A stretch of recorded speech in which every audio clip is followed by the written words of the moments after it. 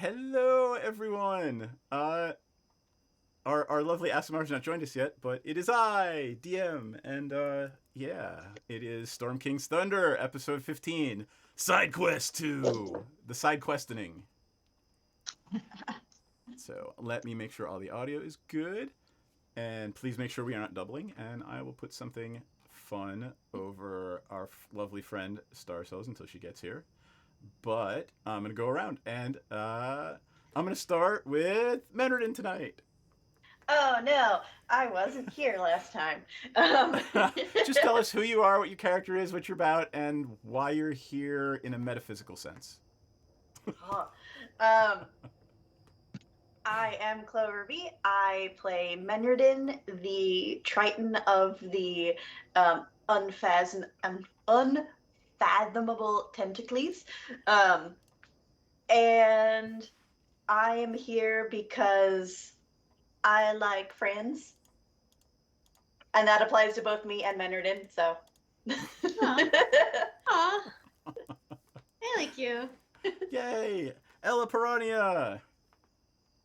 Hi, I am Ella Darling, and I am also Piranha. Piranha likes long walks on a beach where she is shooting flaming arrows at things that perhaps she should not, and venison jerky, and cooks and chefs, and impropriety. I'm a half elf ranger, and I am a hometown hero. So I'm a little improper, but this is back in the old days, so people just sort of excuse my behavior. Awesome. I will pretend that I am Star Cells, who has just texted me that they will be logging on momentarily. And I like libraries and I hate stupid people. Okay, there we go. Myriad Grief. Nailed it. Hi guys, I'm Kirsten, or Myriad. I am guesting tonight, helping these guys out with their little side quests. I am playing Grief, the Tiefling Druid. You can find me on Twitter at Myriad_X. I do art. Why am I here in a metaphysical sense? I have nothing better to do. Yeah, you and me both. So, yeah. Oh, sure. Can I plug real quick? Sure. Do your thing. I never remember to do that shit. Well, I try to get. Twitter. Go ahead. Twitter.com/ELA Darling. OnlyFans, also Ella Darling. Those are the only two I know. Oh, Instagram too. I mean. Oh, wait. This will be perfect. I'll use this for like an advertisement someday, right after you said that. Seth at SethPolanskiLaw.com. Great lawyer. I can attest firsthand. Seth got me into contracts that didn't fuck me over. You should hire Seth. SethPolanskiLaw.com. Oh God help me. Yay! All right. There is a Star Cells. Oh my God! And Senzen is just gonna heckle us from. I just have to turn my on. Sorry, guys. Dinner had to get up to 165, so it was what it was. Do not eat the raw chicken. No. Yeah, I respect the power. There you I are. respect the power that you just cooked a meal for a bunch of people, and now you're about to slay some giants or something. Yeah, okay. Well then, Star Cells, tell us who you are, what you're about, and why you are here from a metaphysical standpoint, please. Oh, I realized I don't even have anything open. Glad I didn't say something stupid. Don't get... Never mind. The meds work. All right. All right, it's gonna make me watch commercials, so I'll just get started. I am Star Cells. I play Shazara Lightwing, who is an Aasimar warlock, lover of books, hater of stupid people, and getting a little darker by the day, but still loyal to all of her companions. Seth just stood in front of you and said basically exactly what you just said as you, and nailed it out the gate, 100%, hundo. Yeah. I'm kind of not surprised by that. Yeah, no. I mean, It was almost word for word that intro. Yeah. yeah, That's exactly. pretty amazing. That's awesome. I'm staring at my computer monitors in dismay.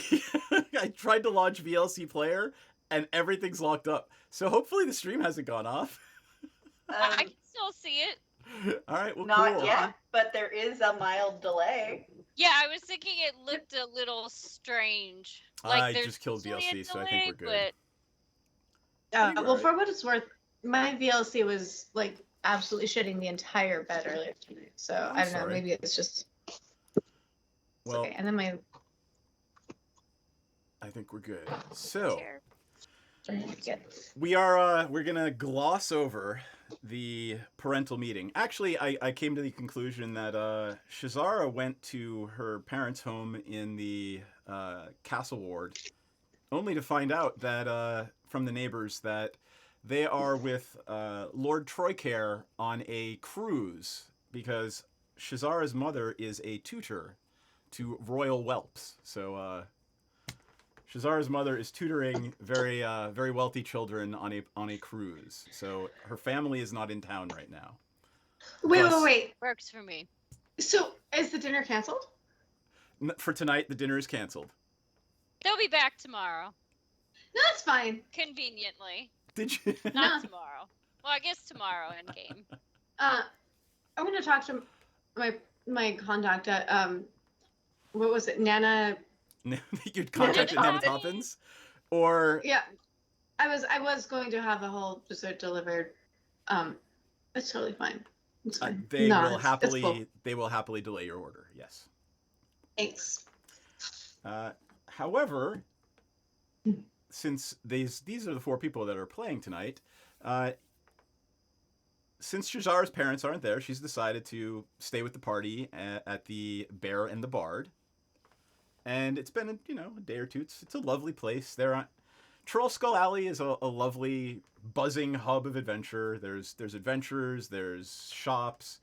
It's a pleasant place to be. It's not a wealthy section of the city, but everyone is friendly, and it's been relatively peaceful. Getting your sea legs back underneath sea legs, right? Getting your sea legs back in the city, even though you've just been on the sea, and things are starting to calm down. You've healed your wounds. You aren't having nightmares about sea hags trying to kill you in your sleep, and it's morning of this, let's say, the second day after you got back to Waterdeep, and Piranha is probably having breakfast. Who gets up early?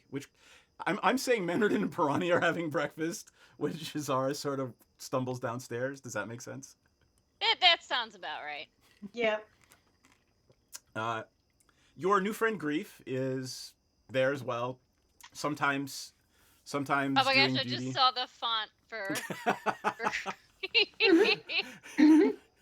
I didn't have time to make one, so I was like, all right, why don't you make one for me? And that's what she came up with. So it's awesome. It was cute. She's a little illiterate. Oh. As you're having breakfast, you've noticed that there is a half-orc family that seem to be part owners of this place, and they have a daughter, and their little half-orc daughter has sort of mismatched one blue and one red eye, and dresses a lot like Lydia from Beetlejuice. Oh my gosh, she sounds great. And she, as you two are having breakfast, waiting for Shazara to come downstairs, she walks up to you and says, "Sarah wanted you to have this book," and she hands it to Menredin.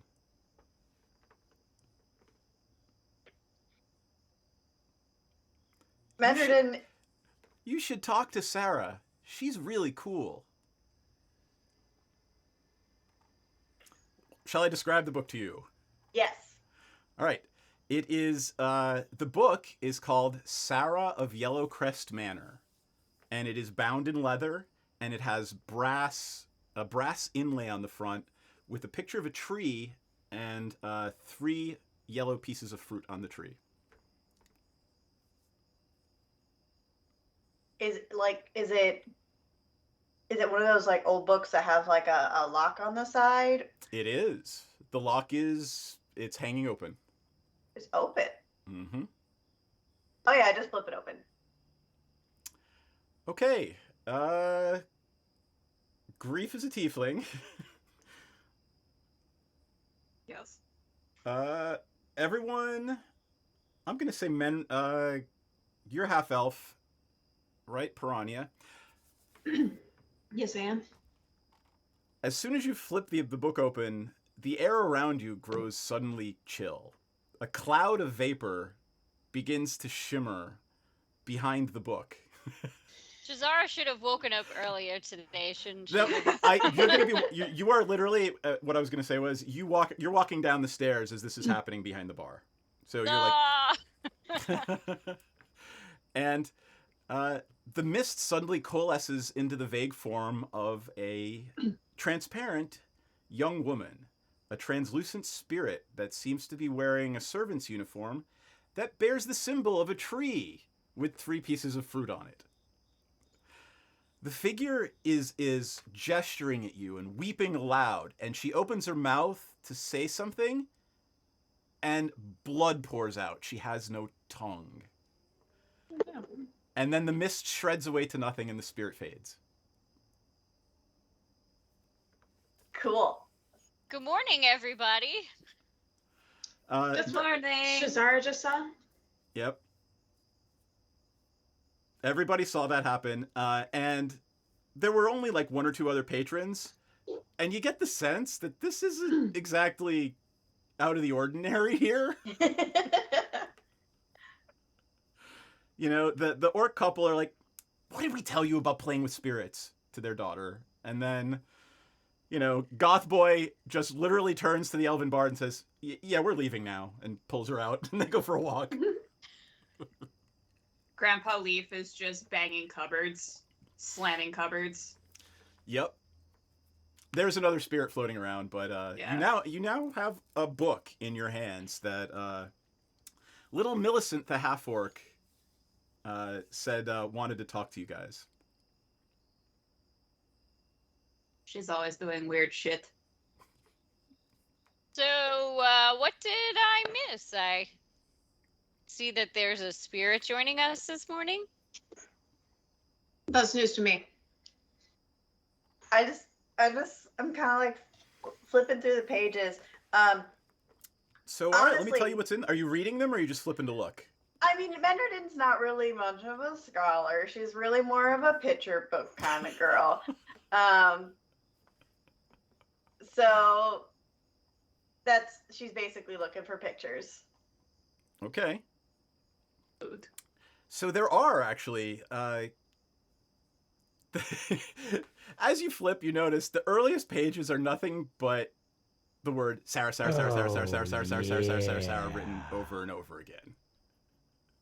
And then later on, it looks like a young woman's writing, and as you move on, there seem to be pictures of, you know, a stick figure of Sarah doing household chores. Then later on, there's shopping lists, and about halfway through the book, it turns into a diary. Okay. Menridin, what are you looking at? Hey, thanks for the sub, Corey. I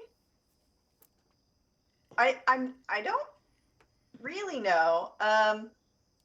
This cute little kid came up and gave me a book, and then, You opened it, didn't you? well, yeah, that's what you do with books. Wait, a kid came up to you and gave you a book? Did you wash it? Is it sticky? It's probably sticky. I mean, it's a little bit sticky. It came from a I mean- kid. Jam hands, man. I'm not. Look, I want to look at the book, but I don't want to touch it until we can wipe off the I'm most gonna likely press jam. to digitize the jam and stickies off of it. Thank you. Thank you. Press to digitize God. the jam and stickies off of it. Thank you. Okay. Can I take a look? Do you? I don't know. Should I be touching this? Is this like a weird woo woo Magic. So who gave this to you? I mean, the cute kid with the bartenders. All right, I turn to look at the cute kid, and can I do some kind of I think Menardin can do what you want to do at will. Yeah. probably I can. So the question is, because I do it at will, am I the only one that sees the kid? No, you see the kid. Okay. The kid is actually so Millicent. Okay, so Millicent is actually Rusty and Vola's daughter in another game. It's literally me and Kelly's daughter in another game. Aww. And she's a half orc with magical talent. So you see this weird ass half orc with latent magical abilities. You don't know Oh, cool. if they're using these abilities or not because the kid's only like 13 years old. But yes, the little half orc girl radiates magic. Okay. And obviously the book radiates magic. Mm-hmm. It radiates. Can you tell what kind of magic, or can you just tell it is magic? I mean, my eyes are literally the detect magic spell at will. Right. So So I think you can, right? So it would Yeah. be That's badass as hell. That's so fucking evocation tight. magic. Yeah, like what do your eyes look like when you do this? Do they change, or are you just staring intently? so I kind of envision them as like almost no iris. It's just kind of pupil on a blue Nice, Clara. but not like creepy Shazara black eyes. It's more like No. Denizen it's of the more Deep's like- black eyes. Yeah, I'm just kind of a weird fish lady. Okay, you are a weird fish lady. But she's our weird fish. Exactly. You're goddamn right she is. So what is Grief doing? Is this just business as usual for the Bear and the Bard? Grief is kind of like, do you have like the book on the table? Are you holding the book? Originally, when I flipped it open originally, I was holding it, but then when I was like, oh, there's a lot of words in here, I definitely just like had it on the table. Oh, so Grief is kind of like kneeling next to the table, and she's got her crayons, and she's kind of coloring in the pictures that were in the book. She thinks things look better with color, so she's just coloring in. She's kind of not really caring too much about the fact that this is probably a cursed item. Just, Shazara looks at Grief like she's got two heads. I only have one. Oh man, Piranha is just like, man, that is some great artwork right there. I really love seeing you really just, step into your creative zone. I just love seeing, someone practice their craft. Can I Seems to walk over and get a appreciate better this. look at the cover? Sure, do it. Tell me what you just do it. All right. Do you mind, Grief? I just want to take a look at the cover. Oh, of this yeah. book. Yeah, no problem. And then I just grab like a menu off the table and start coloring on that instead. Shazara continues to give her the side eye, but shifts her focus to the book. Does the cover just has a name on it? It has the title Sarah of Yellowcrest Manor. Okay, Here, hold on. that's right. Let me here's what it looks like. I'll just throw it in there. Haha. Ooh, are we getting pictures? Yeah. There you go. That's what it looks Ooh. like. Oh, Fancy. okay. Can I do some kind of like history check to see if this name rings a bell? Absolutely. Anyone who has history can roll it. Oh, 14. No. 14 is fine. Okay.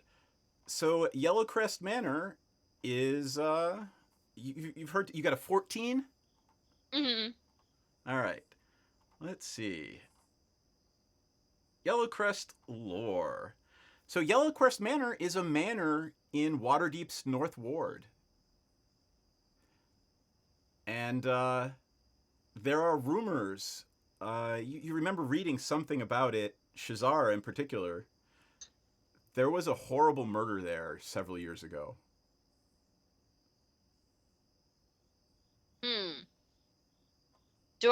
Was Sarah the person who was murdered, or I can't remember that? You can't recall that, but you might want to read the book more. All right, I'm gonna since no one else is looking at the book anymore, and Menridin didn't, keel over and die when she opened it. I'm gonna flip through the pages, but I'm gonna read them. I'm not gonna just look for the pictures.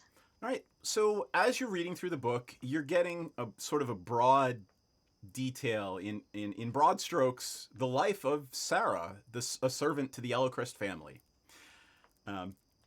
You learn that Yellowcrest Manor is on Delzorion Street in Waterdeep's North Ward. You've learned that Lord Vialis and Lady Maria, they were Lord Yellowcrest, Vialis Yellowcrest and Miara Yellowcrest. They had 2 sons, Malik and Janice, and a daughter, Tiana. You learn that the family owned several tanneries and shoemaking shops in Waterdeep. And they were close to the manor, and those shops are on Inmar Street. Oh, and you also learned that Lord Yellowcrest came home from a business trip to find Lady Miara, his 2 sons, and his daughter slaughtered. I was about to say, my great boy, like, yeah, Delphine would have so much fun with the shoemaker people.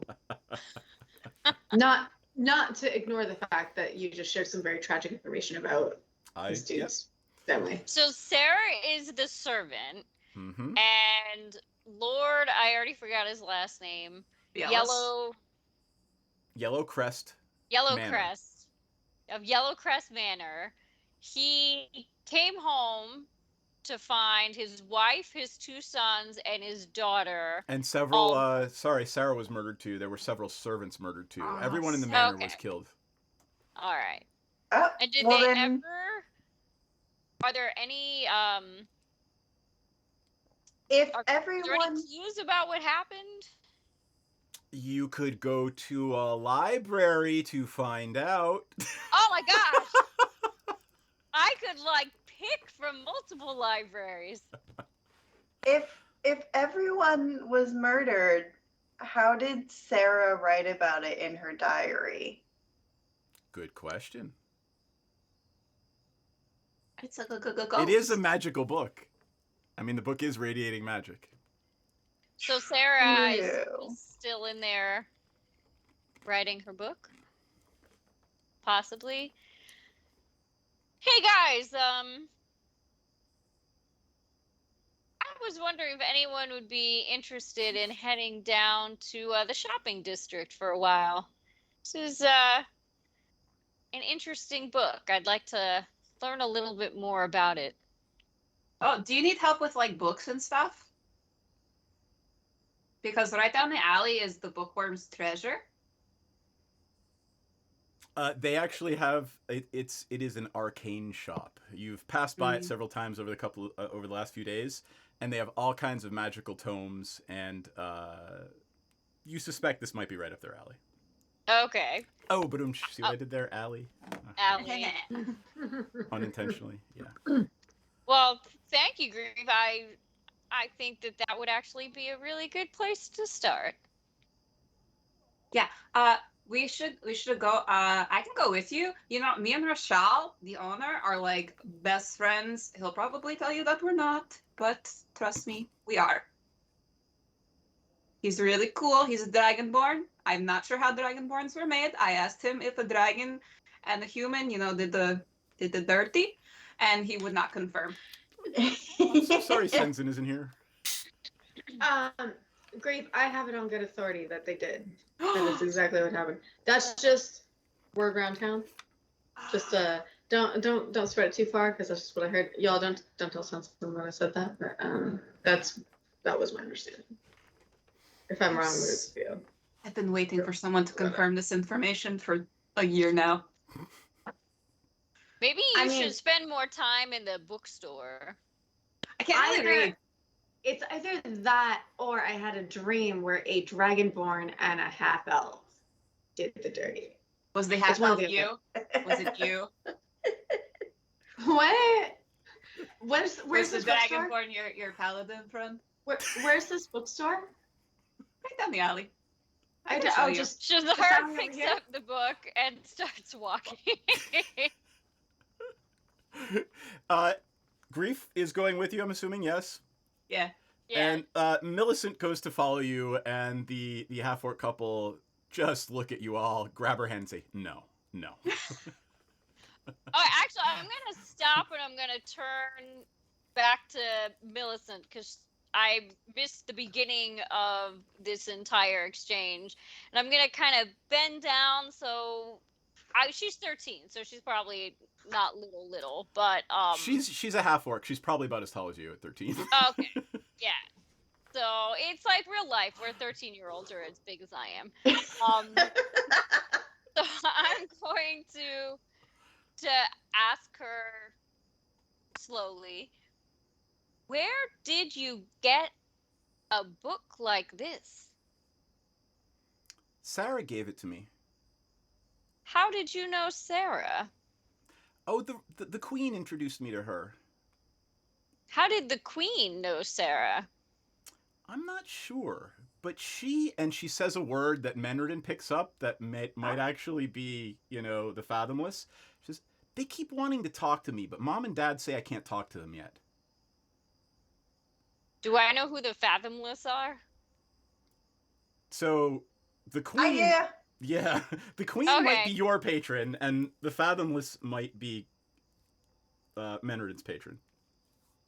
Does Menredin have poker face, or does she, is it obvious that something Millicent said caught her attention? Well, she said the word, the Fathomless, in, what's the language Tritons use? Primordial. In Primordial. Alright, I don't speak Primordial, so... And it sounded like something bubbling up from underwater to you. Okay. So unless Menredin's giving any clue that she's that caught her attention, I'm gonna just not really pay attention to it. Do you mind if I held on to this book for a while? No, Sarah wanted you to have it. She wanted me to have it. Well, she wanted you to. What is it? You use magic, but you didn't go to school. Warlocks. She wanted the warlocks to have it.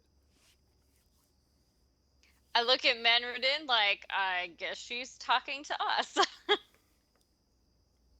I definitely am intrigued by the little Lockling. Like Blackwing. I know, it's so cute. she hasn't found her patron yet, but she will. All in good time. Did Sarah want us to return this book to you? I don't know what she wanted, but, as long as she stops screaming at me at night, I'm perfectly happy to let you keep the book. Oh. Hey, Menredin book stays in your room tonight. Oh, all of a sudden now you don't want the books. Now I don't want it. I looked at her parents to see what kind of expressions are on their faces. They're just staring back and forth at each other, shaking their head. All right. And you do get the sense that this is a conversation that has been had multiple times involving their daughter. All right. Well, I'm gonna leave her parents be, and I'm gonna take the book, and I'm gonna say, anybody want to come with? I'm right there with you. I mean, obviously, as Sure. I One thing, no shooting flaming arrows in a bookstore. I wouldn't dream of it, babe. I mean, unless we, get desperate, I suppose. But all right, I'm gonna head Okay. on out of the tavern and I guess follow Grief, who knows where she's going. Yes, so I leave the tavern and I'm kind of like waiting by the door for you very impatiently because I'm a very busy tiefling. I have things to do. Not really. And then we are going to walk out of the tavern and then go down the little alley and then go to the right. And on the way there, I'm pointing out all the other stores like Corlin's Crown. And then I point to the other tavern in the area, the Friends Brew. And I'm like, don't go there. Their shit sucks. And then I point out another little place. And I'm like, that's the Tiger's Eye. He's a little private investigator. He does his little sneaky thing. And then before you know it, we arrive in front of Bookworm's treasure. What is his name again? I forget. Who? The Dragonborn proprietor. Rashal. Rashal. Yes. The door is open. It's kind of ajar. It's a lovely fall day. There's a nice breeze. It doesn't stink like high summer in the city. It's a cool breeze blowing from the ocean. And you can see through the front door, through stacks of books and magic accoutrement, there is a Dragonborn standing behind a standing desk, just writing in a book. As we walk in, I go, "Hey, Rashal, it's me, Grief. I have friends. They want books. Hi." He nods at you and... Did you learn to read? No, I don't plan on it either. Gotten this far in life without it. Welcome? Well, she was kind enough to show us to your shop. And, Well, come in, friends. Come in. oh, thank you. I was just, curious about, learning more about an incident that took place at the Yellowcrest Manor. Ooh, oh, terrible stuff. Awful. Murder. Does anybody know why or who or... No, and as a matter of fact, Lord Vialis left the city shortly after the murders. You should show him the book. He might know what it is. He's very good with magical things.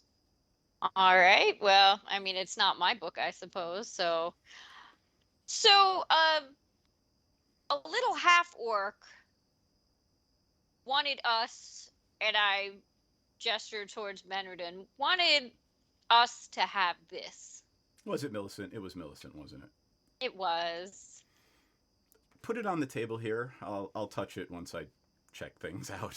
Thank you. Okay. I put it on the table. I already touched it all over, and it's fine. I'm not dead or anything. He sort of looks at you, smiles, and says, "Thank you. Please place it on the table." I place it gingerly on the table. He casts a spell at it, and it's nothing major, but he's casting his spell, and in about 30 or 40 seconds, he nods and says, "All right, fine." And then he picks it up and looks at it and says, "Interesting. I'm not aware of any such book. Sarah of Yellowcrest Manor. Huh." Apparently, she was a servant. He opens the book, and a screaming ghost appears in the room with you. Oh, she's back. But it is closed. It's like closed mouth screaming because its tongue is still cut out and its blood's dripping down, and it's screaming, but no sound is coming out, and it's pointing at the book. Yeah, kind of disturbing, right? He's startled. He drops the book, and it closes on the table, and she disappears. Can I go over and just like kind of keep opening and closing it to see if it keeps happening? When you open it, nothing happens. Ah, nuts. Like one of those musical cards you can get from CVS. Yeah, exactly. Oh Yeah. my god. All right, so he says, "This is very interesting. How much do you want for it?" Well, I don't know if we're selling it. What Well, interest do you have in it? well, it's a magical book. I don't know. I could find out what makes it tick, but I suspect I suspect she wants something. Well, Everybody, give me an insight check. no shit, she wants something. Let me know what you got. 9. When does Man. a screaming woman ever not want something? 22. 7. I am clearly distracted and not feeling insightful. You are just happy to be surrounded by books. Yes, I'm so distracted by all the magical books and items. What was the best roll? 22. Ronnie. 22? Oh, all right. You remember from your travels, and a nomadic clan that you spent some time hunting with one winter, and you realized that they had a problem with a poltergeist, and it needed to be laid to rest. Okay. Its remains and its body needed to be put to rest in hallowed ground that it considered holy. Okay. Can I, or maybe someone else, given that knowledge, what would I need to roll to sort of analyze the spectral form that appeared in front of us to sort of get a sense of like what kind of ground would that individual consider holy based on what they're wearing, how they look, everything? Honestly, you all sort of realize like it would need to be a good human deity, right? Unless this person was very strange and worshipped, like a dwarven god or something. But So it's a human deity. We don't recognize the Crest at all. it's a noble family. You know where the manor is. Oh, so the Crest is for the noble family, the Yes. tree with the fruits. Exactly. But isn't that weird for like a servant to have that? I mean, isn't it weird for the servant to know how to write and have a book, Yeah. especially a That's fancy true. book? Well, but you do realize that servants do wear the livery of their house. So many servants do wear their uniforms for work have the sigil of the house that they work for on them. Is it like a nice book? Like, is it like cost a lot of money, you think? Are you asking him that? Yeah, I'll ask Or Michelle you- that.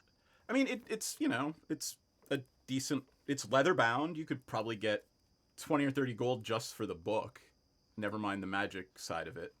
I mean, And as you say that, Shazar is just twitching. Yeah. That's a that.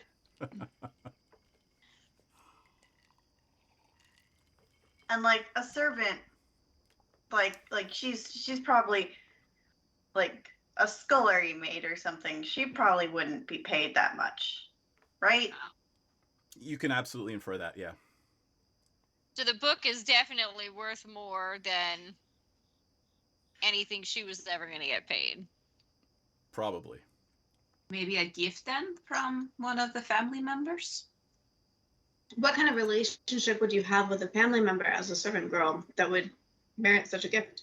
Do you An think? inappropriate one. Certainly seems like it to me. She was banging one of them. The Dragonborn humps at the suggestion and says, "Well, when Lord Vialis left, I believe another lord bought the manor, and the manor's still there if you wanted to go." I was going Check to it say out. maybe we can continue on this journey and head to the manor. Yeah, When you're done, I would like to purchase that book from you, though. maybe. That's okay. We'll keep it in mind. No pressure. I love my store and my customers, and I'm here to make you happy, not to pressure you into selling me things. Well, I do appreciate your taking the time to look at it. Well, thank you. And Is there give us anything some else you want to information. know about it? I love the craftsmanship, the workmanship, and I would love to know what these last few chapters are written in. What do you What do mean? you mean? Well, it's I not flipped ink. I know Look it's to no. the end It's to no. see what it is. It's no ink that I'm familiar with. It's What color is it? Uh, rusty. Oh. Oh, that's so is it blood?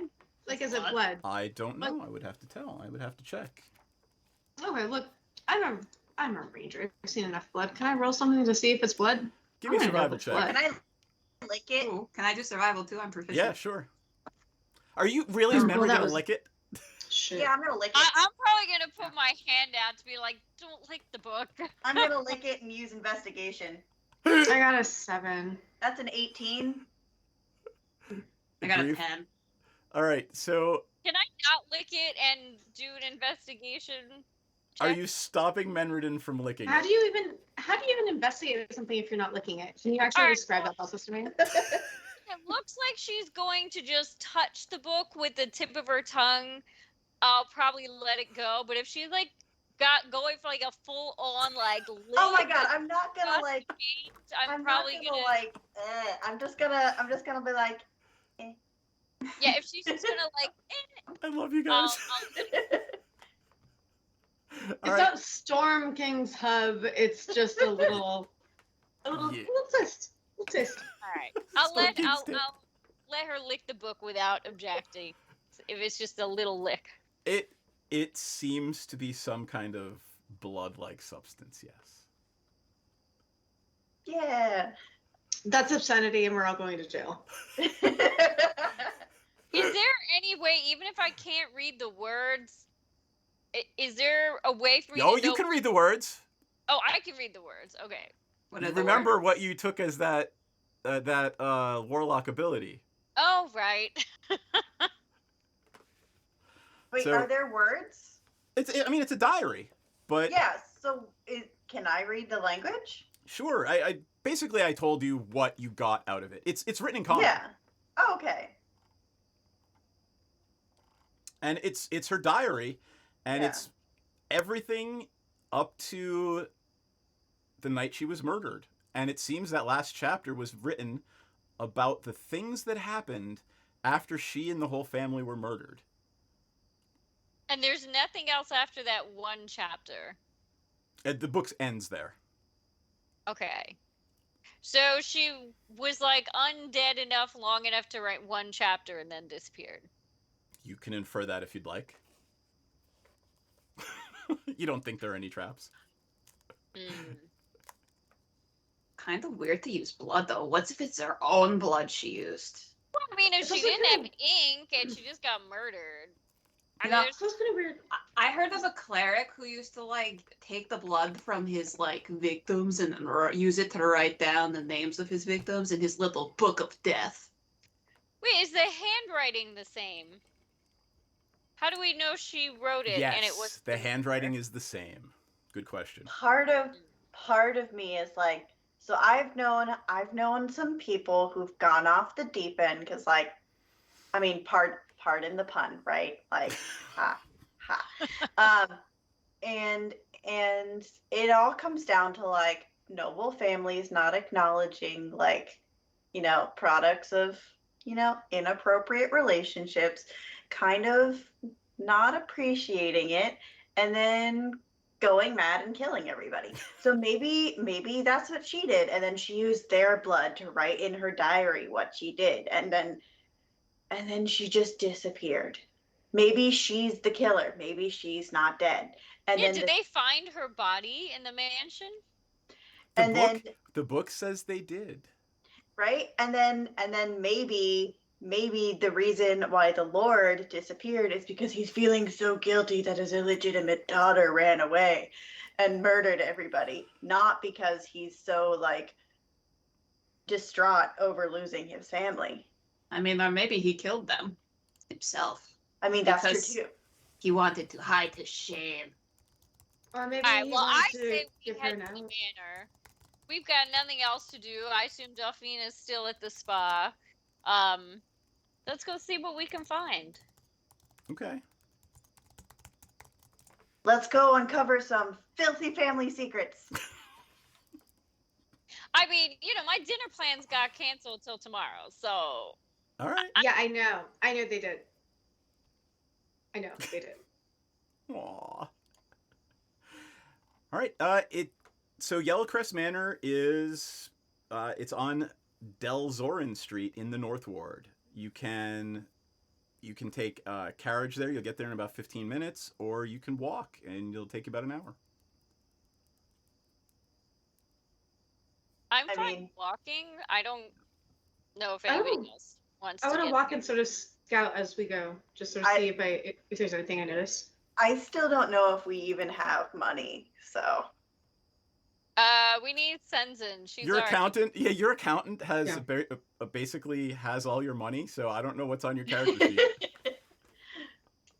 I have Yeah, money, since but it it's has not a- for you guys. Sorry.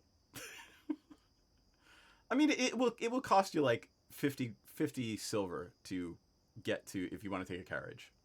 Let's hoof it. I got legs. Okay. Yeah, I said we walk, because who knows, we might see something interesting along Well, all the right. way. It is yeah. it's a beautiful fall day. The sky is clear. There's a wonderful breeze blowing in from the harbor. Somewhere off in the distance, you smell Nana Toppins, the original franchise here in Waterdeep. And takes you about an hour, but you do make your way into the North Ward, and the manor's there on Del Zorin Street, right where the the Dragonborn said it would be. Are you going to walk up to the door? There is it's a manor. I mean, there's a gate in front with a little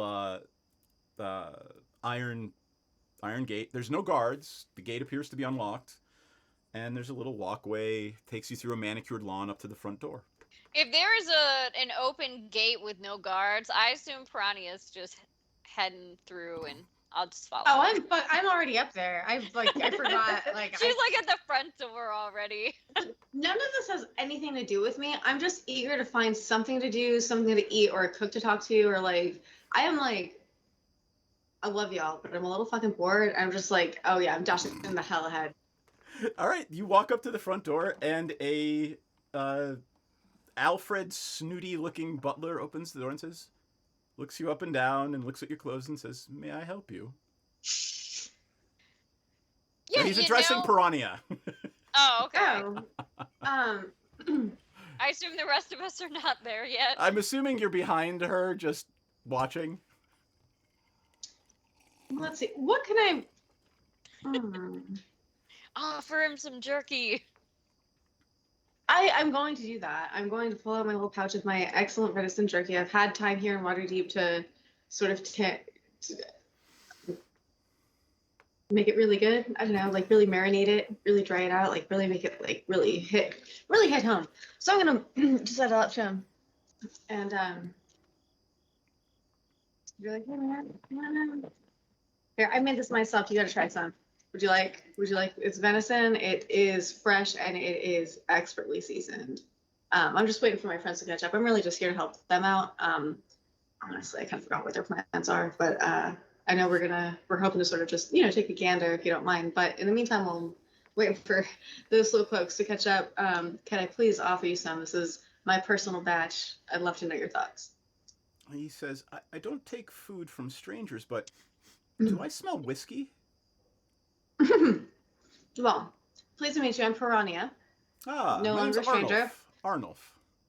Arnold. Well, no longer a stranger, so why don't you take your jerky because you're going to want to chase that whiskey with a piece of jerky. It is what holds I the- like to call. He holds it gingerly in two fingers. It's risky whiskey Really? Why is it risky? because I took a risk. I took a risk the first time I drank it. Turns out it was great. Why don't you have a pull? I would love to try some. And he takes a huge glug of it and then sputters a little bit and says, "Welcome, new friend Piranha. I think I shall have some of this." Yes. That the saltiness of the jerky really helps cut through sort of the sharpness of the risky whiskey. So I'm just going to let you know, you're going to laugh at this one. You get advantage on any check if you offer the butler alcohol. It literally says this in the module. You get advantage on checks if you offer the butler alcohol. Shouldn't me? That's awesome. Fuck yeah. All right. How So- did they know? You now have the butler's your friend, and he would like to know why are you here? What's your business here? My lord is he's a busy man. Are you here to see Lord Falgrest? Have they caught up yet? Sure. They saw half of they saw a good bunch of the exchange. I'm just here for the ride. Like, none of this makes any sense to me. Like, it's all so far beyond what I understand. I'm just here to, like, I'm emotional support. I'll offer some jerky. I've got some good berries ready for anybody. Like, this is not my steez, so I'm just here.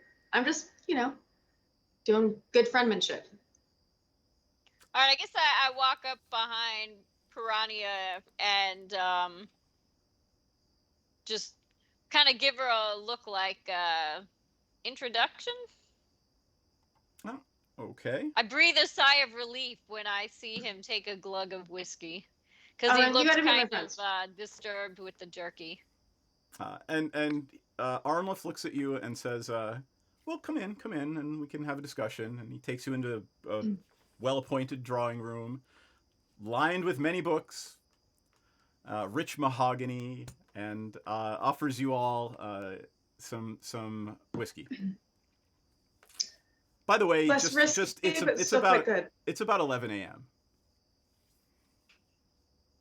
Well, hey, I feel like you're shaming me, Seth. Oh, no, party not at all. rolls sometimes. Not at all. I don't even look at the whiskey. My eyes are just stuck to the books, and I'm just reading all the titles that I can. So Arlnilf takes off his jacket and just throws it off to the side and says, "Sorry, I don't believe in butlers. I'm Lord Falgrist. What can I do for you?" And he's sipping his whiskey. No Oh. shit, man! You fucking trickster. That was real good. I respect that. He smiles. I hear at you. some commotion and I turn around. Sorry, what did I miss? I was a little distracted. My name is Arlnilf, Lord Falgref.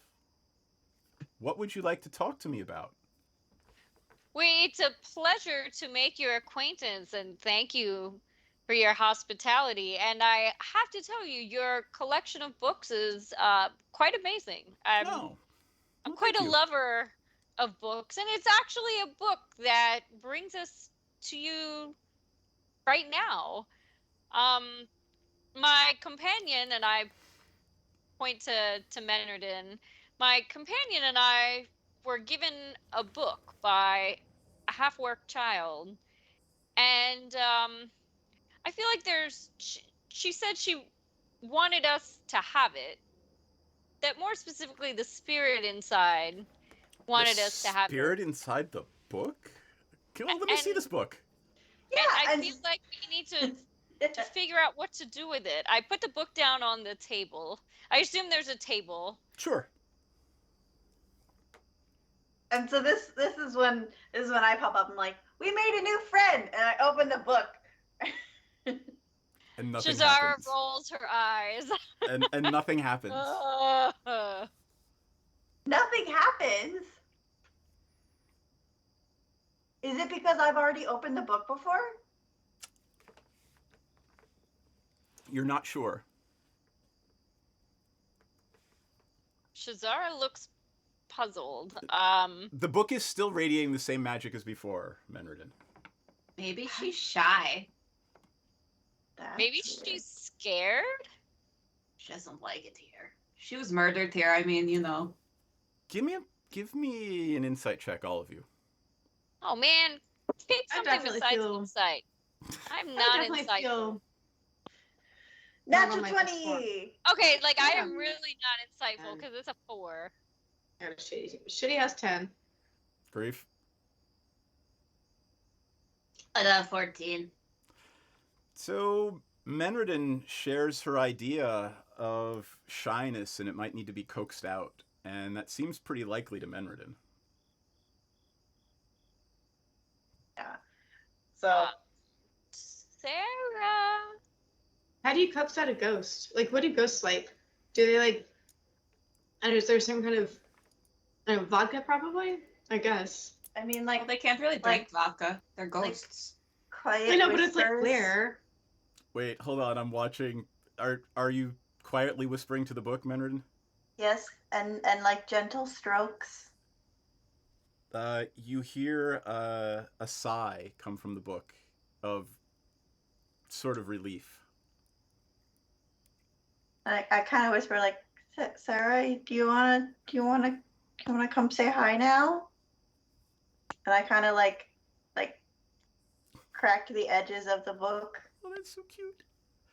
So, Shazara changes her expression from looking at Menredin like she's crazy to, oh, that was a good idea. instead of a flood of chill mist, a gentle stream of mist floats out of the book and resolves into this ghost of Sarah, and she is no longer screaming.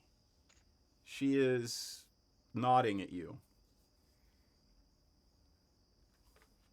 I kind of. Sarah, can I call you Sarah? Could you hear She nods. us? Does she wave back at Menredin? Absolutely. For friend. some reason, your book has been entrusted to us, and I feel as though there's something you maybe need us to do. She nods her head up and down. Do you know what it is? She looks like she's trying to say something, but she has Doesn't no have a tongue. tongue, and But she's blood got just it. keeps pouring out of her mouth when she tries to say things. Could you write it in the book? She starts to cry, and she points at a table and tries to pick up a quill and can't. Aw. Oh. How Let's did do you charades. write the last chapter of this book? She shrugs and she's like, she's trying. It looks like she's trying to say, "I don't know how I was able to do Do you want us to find out who killed you? that." She jumps up and down, claps her hands, and is pointing. Are we in the right spot to find out that mystery?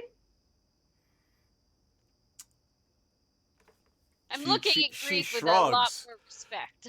She shrugs and she says it's like she doesn't know. She's trying to impart to you the feeling that she doesn't know. Do you know who killed you?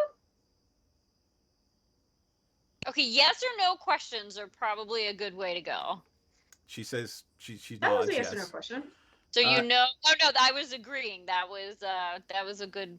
Yep. So And you know who I will killed- throw this out there.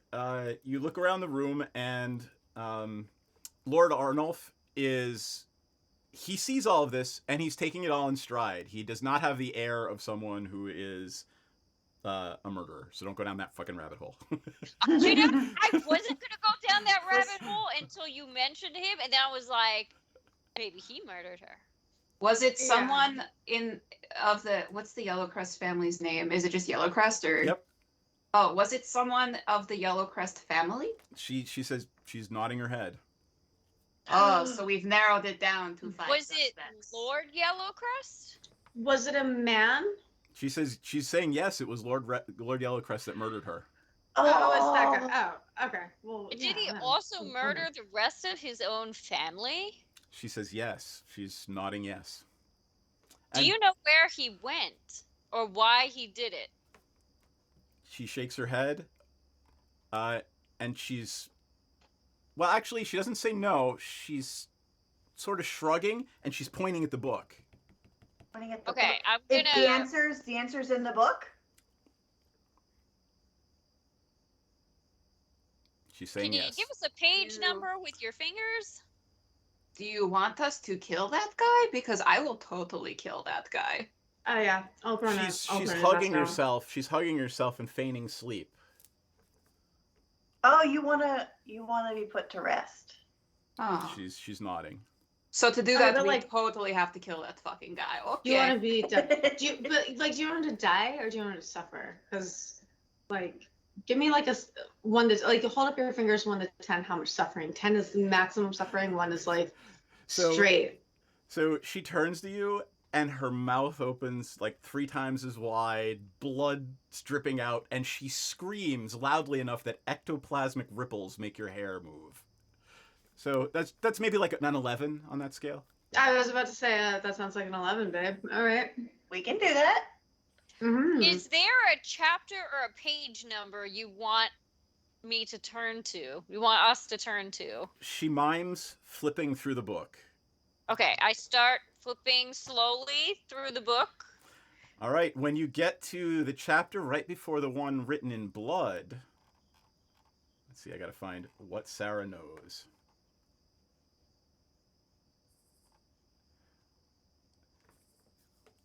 Sarah, so the book goes on to explain how one night she happened upon Lord Vialis in his private study, reading a book that looked evil. It looked evil to her. And Is there a description of the book? Them. it's she describes it as, let me see if they actually tell me. They do not. They just tell me the name of it, which I can't tell you yet. Okay. So it just, in the book, she describes it as having a palpable aura of evil. The book it just radiated something wrong. Wrongness came from the book. And later that night, she and the entire family were murdered by Lord Yellowcrest. So says the book, anyway. Does this kind of book ring any kind of bell? To you, Okay, like, fire. It's a magical book. Like, Yeah. Okay, but it's not like a specific book. Like, there's no legend about this particular book or anything that anybody would have read about or. Not yet. Alright. Would we know of any kind of like deities or beings that would require like sacrifice? You name it. Certain extraplanar entities, demons, devils. They all want human sacrifice, or sentient creature sacrifice. Thought that was safe being a tiefling. I'm part demon. Yeah, no. I am. Yeah. Oh boy.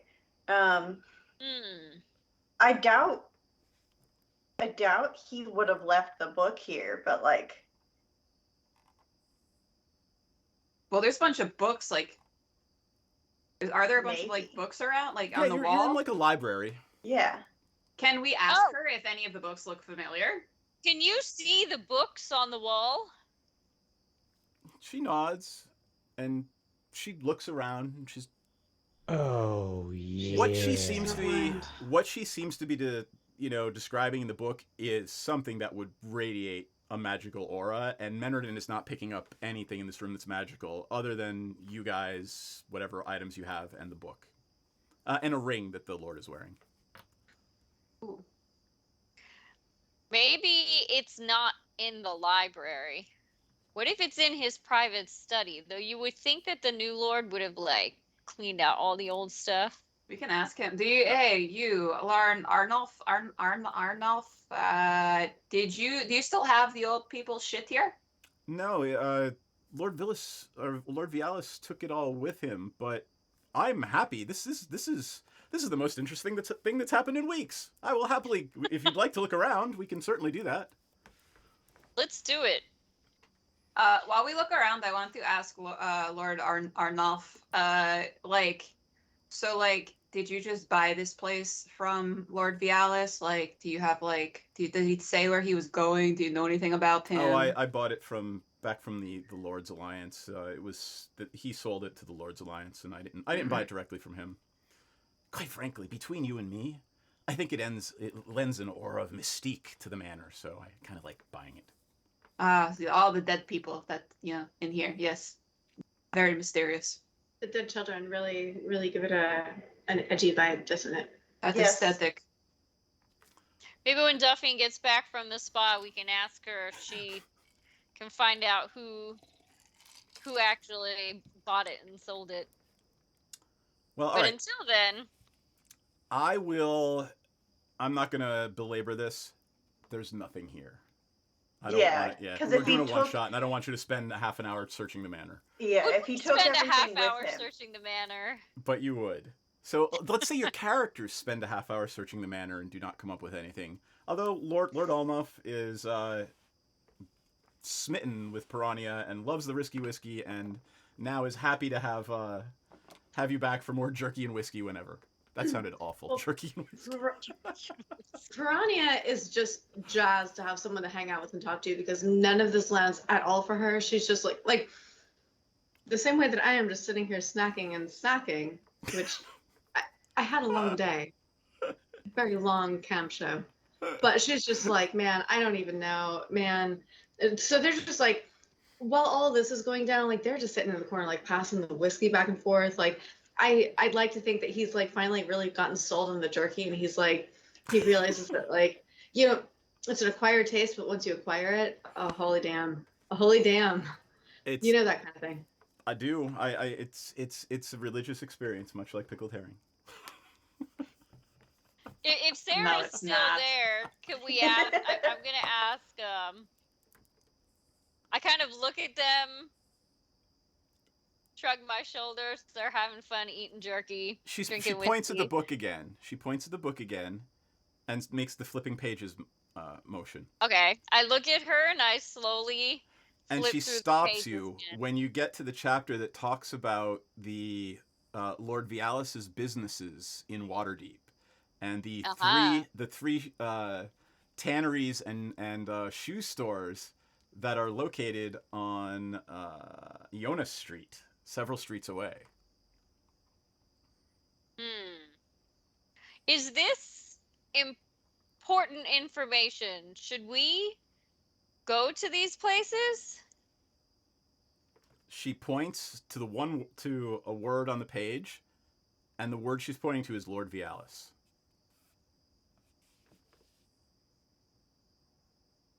What does the rest of? Is there anything interesting in the rest of the text surrounding? got- Sounds like we should probably go there, babe. He's Let's, got to be at let's one of go those there. businesses.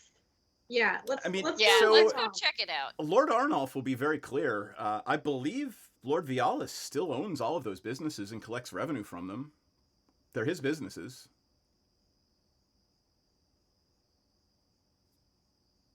So even if he doesn't go to them personally to get, like, I don't know, not taxes, but like revenue, he would at least send a representative, and the representative would know how to get in contact with him.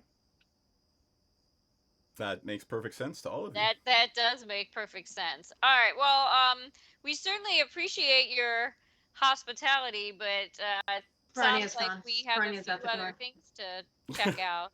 As Piranha's walking out the door, he's, hornsing and yelling risky whiskey at you. So fucking same. Like, he and I, we're vibing. He knows. Like, he already understands that I'm like, bro, like, all of this, right? Like, come on. I'm just like, fuck yeah, man. Does Piranha Next know where Friday. she's Next going? Friday. The fuck out. So Piranha walks out the door, and she's walking towards the street. And Ronnie, you're going the wrong way. like, as she gets to the street, she realizes she's not sure where the party's going now. So when you catch up, you are all going to Ionis Street, and it's only a couple blocks over. And there are some tanneries and shoe stores, and it's so sad that Delphine isn't here for the shoe stores. I know. Maybe But can I we'll run into her trying on shoes somewhere. Piranha, well done getting us into the manor. Hey man, I make good jerky and I have good whiskey and I am well suited for good friendmanship. Well You're done a with people all the stuff person. you all do. Like, you're very good with people. I can see that. Oh well, thank you so much. That's really kind of you. Appreciate you. Would you like some venison jerky? It's my own blend. Yes, I would. I love jerky. Oh, I pass it over, and Trixie, like, as I'm handing it, Trixie, like, runs down my arm and jumps onto you and, like, begs. I'm like, I mean, you can if you want to. I give I've her got little plenty. pieces. Take a bite, give her a bite. Take a bite, give her a bite. Oh, it's so cute. All right, and all this is happening as you're walking a couple of streets over to. You can smell the leather as you turn the corner, and there are several tanneries and shoe stores, and you can buy bolts of leather here. All up and down the street. The street is, known for its leather makers. There are several stores. One of them is called Speaking of the Past. And that is the first one that you come to that seems to be one of the several businesses that Lord Vialis owns. And it is a wholesale leather dealer. Speaking of the past, sounds promising. All right. I guess we walk in. All right. You walk in, and there is a human woman standing behind the counter. She looks at you and says, "Hi, welcome to Speaking of the Past. What can I do for you?" I never really have a plan. I walk right up and I slam my hands on the counter. I look her straight in the eye. And I say, "I'm looking for your boss." Farrell? Farrell won't be in here until tonight. His boss. I don't know who his boss is. Farrell's the one that runs these stores. We were thinking of the owner. Bialis?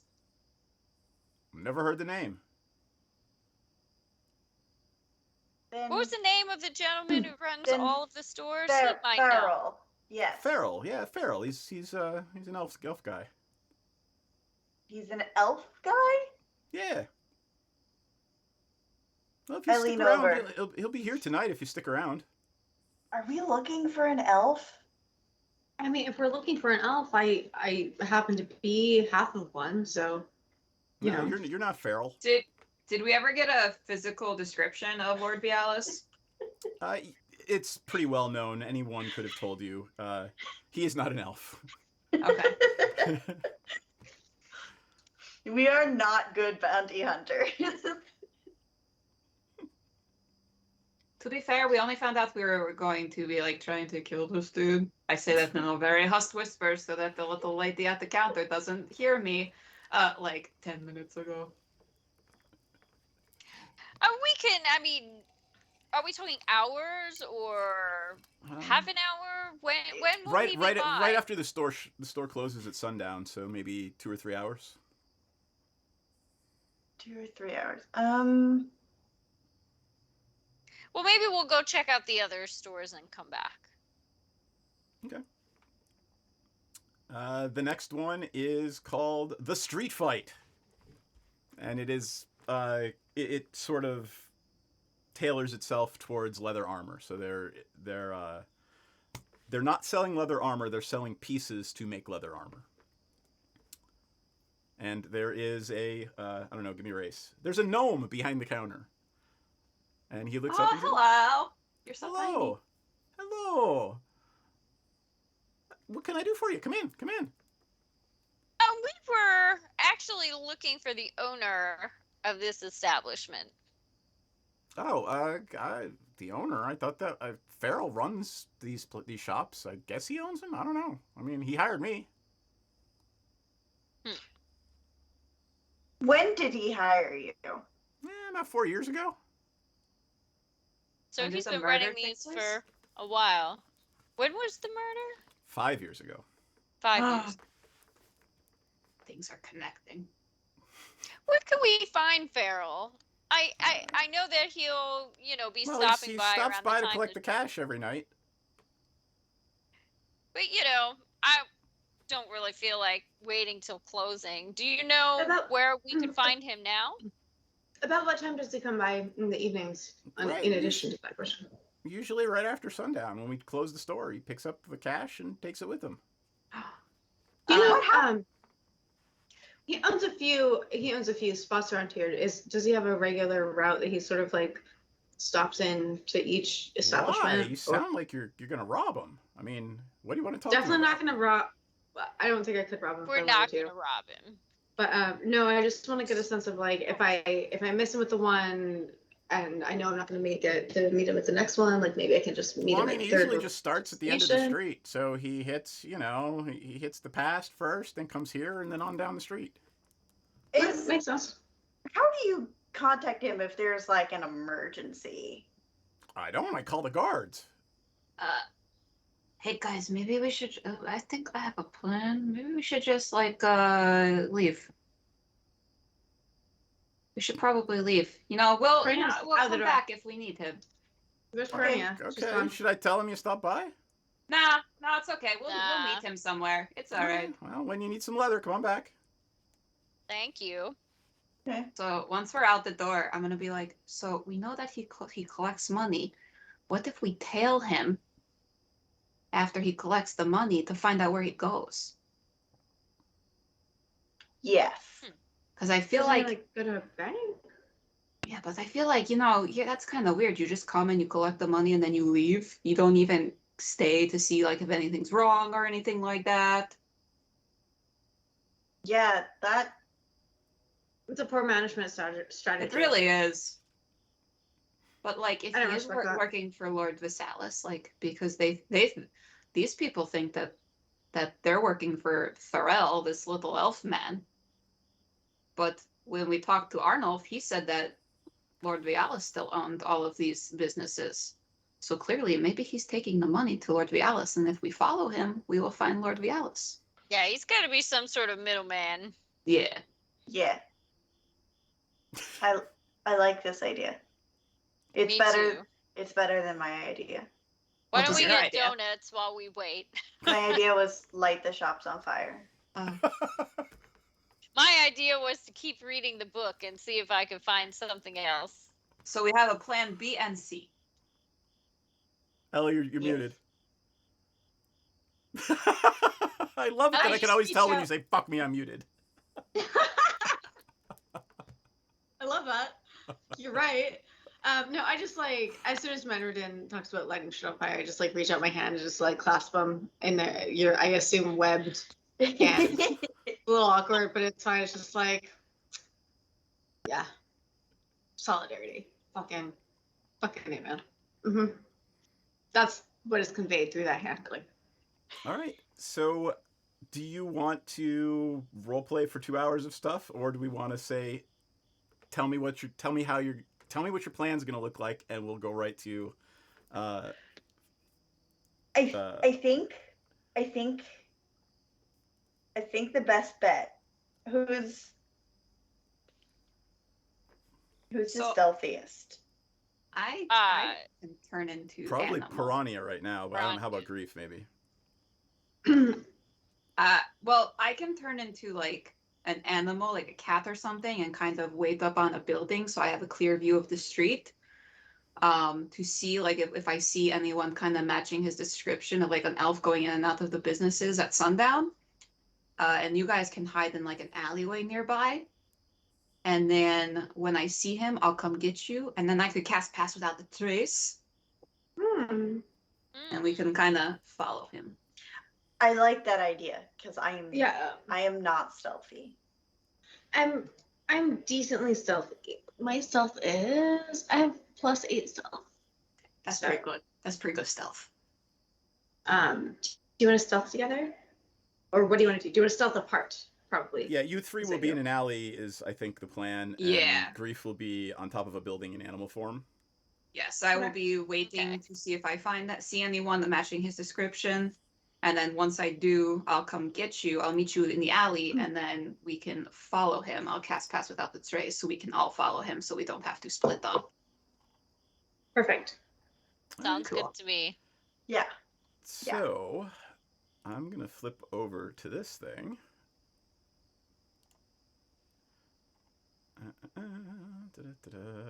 And we're gonna take a little break, and let's find out if combat ensues after our little break. Oh, it's 9:30 already. Look at Oh that. my goodness. Yeah. I didn't even notice. Cool. All right, we'll take a 10-minute. We'll be back, and we'll see if our intrepid adventurers have combat or are stealthy enough to avoid combat. Uno momento. Let me switch the scene. No, that's not big enough. No, that's not big enough either. That's more like it. We're delighted to have you with us. To add to your enjoyment, we're all wound up to bowl you over at intermission time with live wire service at our snack bar, where you'll find a tempting variety of favorite foods and beverages. Now it's showtime, folks. And you can be sure it's the best show in town. Your continued patronage is very, very welcome.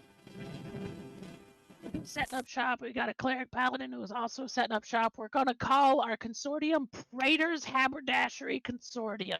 We don't sell hats. Is we don't sell hats part of the name? No, I just thought I'd clarify. I like it better if it was part of the name. Yeah, me too. Oh, That would be very funny. I mean, I'm the head of it, so like we could add that to the name. Yeah, we will then. We're gonna have shirts made. I gotta get their portraits all put together, and we're gonna have merchandise. Oh my god! This is gonna be awesome. Praetor's Haberdashery Consortium. Parentheses. We don't sell hats. I would buy one of those shirts. It's intermission. Rise and stretch time. Time to refresh yourself and visit our snack bar. Got a yen for hot popcorn? Your favorite soft drinks are sparkling cold.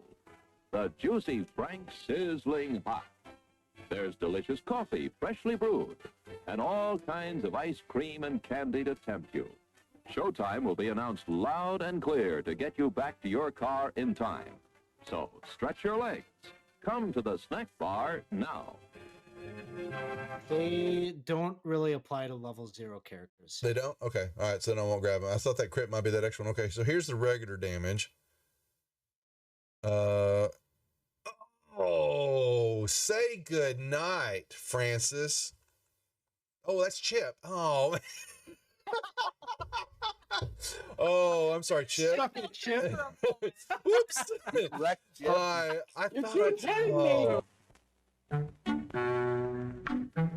I'm sorry, sir. This is a private mountain. But I only wanted this mountain is reserved for patrons. But it's a supply depot for all sorts of good things, which people can get at the snack bar. Like soft drinks, candy bars of all kinds, delicious popcorn, and refreshing ice cream treats. But I am a patron. Well, why didn't you say so? Be our guest.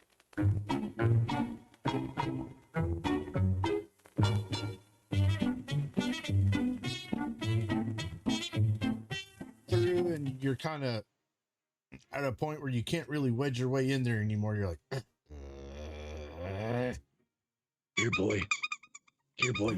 Come. Here, boy. You can do it. Come on.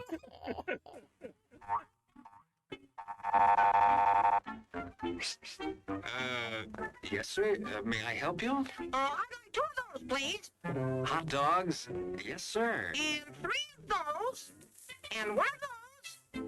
And 5 bars of these. And a cup of that nice hot liquid. Coffee. Coming right up. Oh, and 2 bags of those peculiar white coffee material.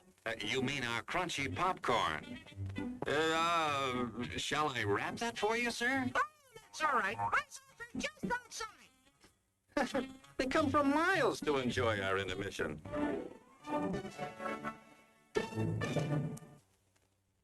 I'm terribly sorry. Bjorn, you explode, and in your place is a sweet roll.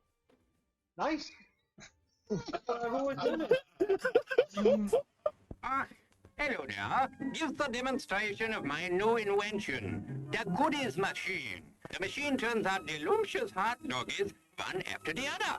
And thirst-quenching sodas also. Gives popcorn of the most tasty kind, plain unbuttered. Candy too, crunchy and dandy. Steaming hot coffee and ice cream too. These goodies are at our snack bar, just waiting for you.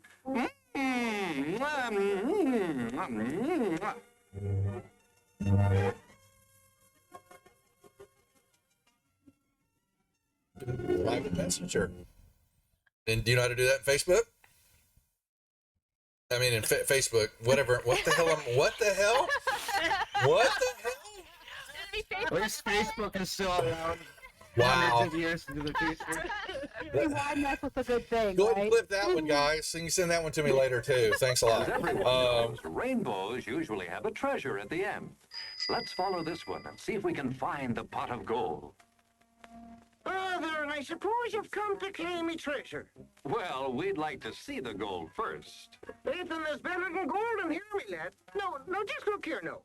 Candy, refreshing soft drinks, popcorn, ice cream. Well, that's some treasure, but anyone can buy luscious treats like these at the snack bar. You don't tell me. Do you suppose you could get me a job as a snack bar attendant?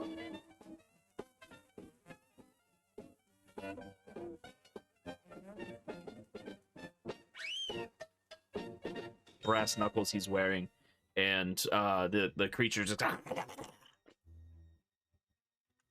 How did the creature go? One more time.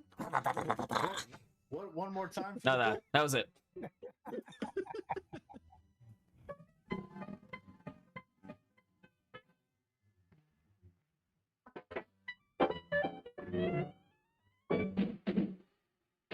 Like you crave that corn when it's freshly bobbed. You gotta beat it to the box with the butter on the top. Get with it, man. Start strolling down to the sweets that you're rolling, the best in town. Our candy's real gone, if I'm understood. To all you squares, that means the confection is positively delicious. Cork that stuff. Give me 5. Let me send you into this nutty jive.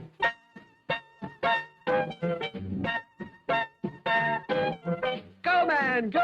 It ain't very far. Shake it on down to this cool snack bar. Come on, Jill. Give us a treat. A friendly pepper upper with a tasty beat. Drink Dr. Pepper, Dr. Pepper, 'cause it never lets you down. Frosty, man. Frosty. People, we might be able to take care of that. I I'm understand. gonna sing the doom song now. Oh God. Doom, doom, doom, doom, doom, doom, da doom, doom, da doom, da doom, doom, da doom, doom, doom, da doom, doom, da doom, doom, do da da da da da doom, doom, doom, do da da da da da doom, doom, doom, doom, doom, doomy, doomy, doomy, doom, doom, doom. The end. Music to the ears of the hungry. The sizzle of a mouth-watering hamburger. Fresh, lean beef, done to a golden brown, couched in a soft bun, and garnished to taste. Man, that's hunger heaven. And you'll feel like you're heaven sent when you get one at our refreshment stand. Happen. Let me see. Is there a deception check for a horse? Or does a horse have a? Ooh, it's going for the deception for a horse. All right, we're back. There is a desktop audio unmuted. All right, and let me switch us over to the scene and put some music on. Yay! All right. So I got to add Piranha too. I apologize since I wasn't sure Piranha was going to be joining us tonight. Yay! I was Gotta very add her to the wishy-washy about it. Thank you. Thank you for having me. Anytime, my dear. Let me do. Piranha, where are you? There you are.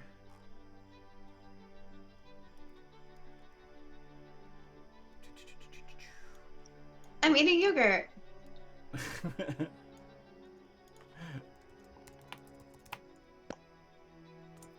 we go. Let's see, where do we want you guys to be? I think we're going to put you in... Well, alright. Here's the whole view of the street. Grief. Show me where Grief is going to be hiding on a building. Okie dokie, hold on.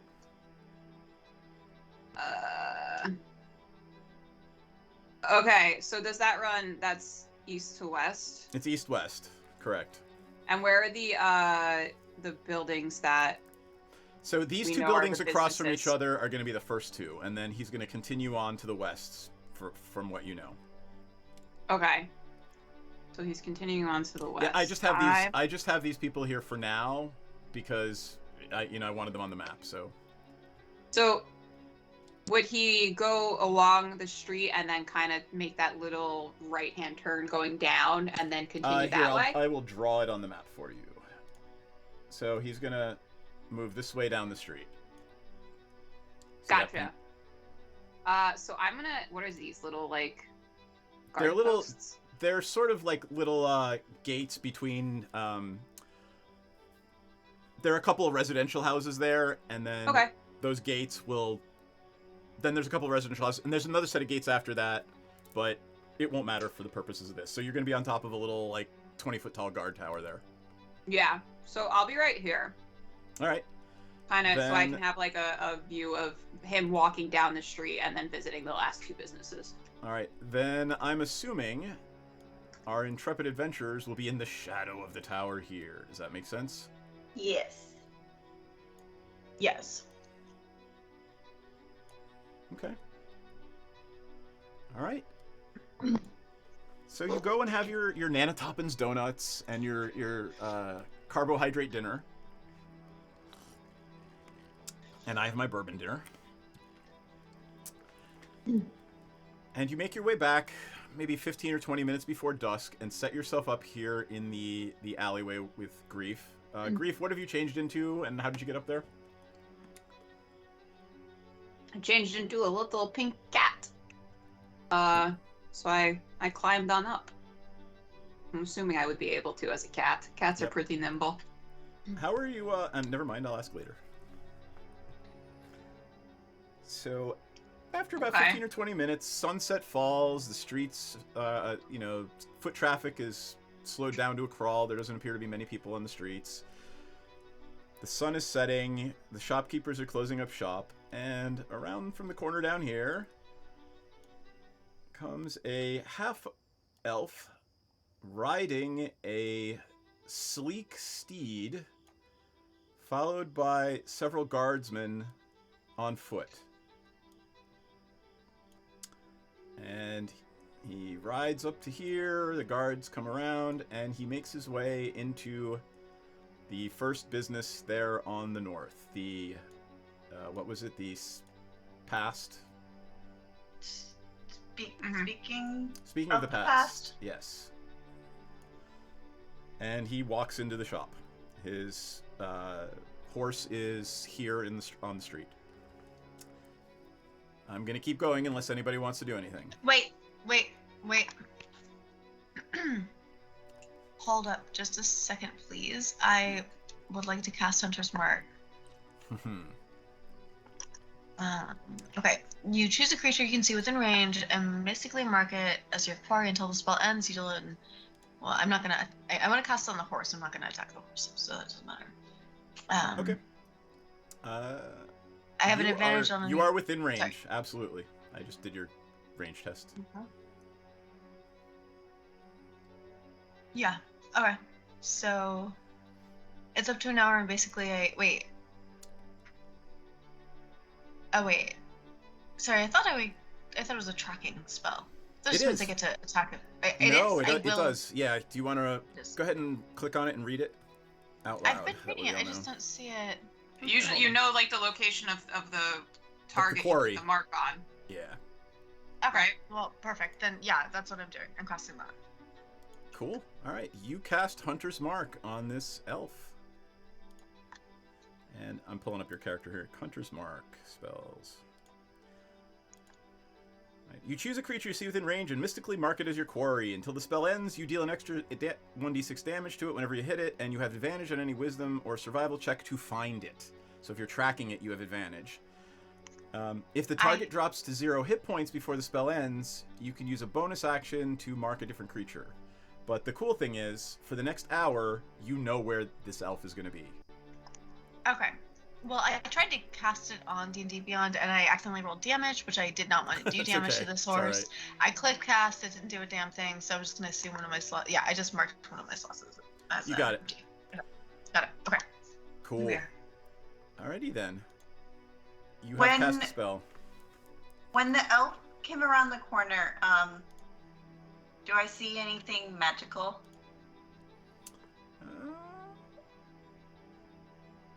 No. Hold on, let me look at something. No, you do not.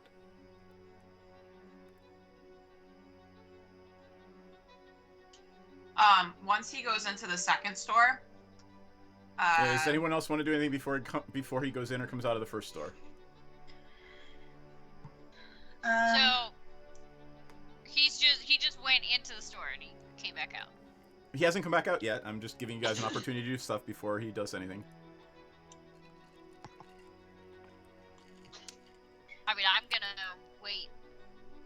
Okay. So I'm just gonna constantly keep looking at him. All right. He comes out of the first store and he has a little pouch that he's carrying in one hand, and he puts it into a bigger belt pouch, and he makes his way. So he went in here, and now he's gone into this store.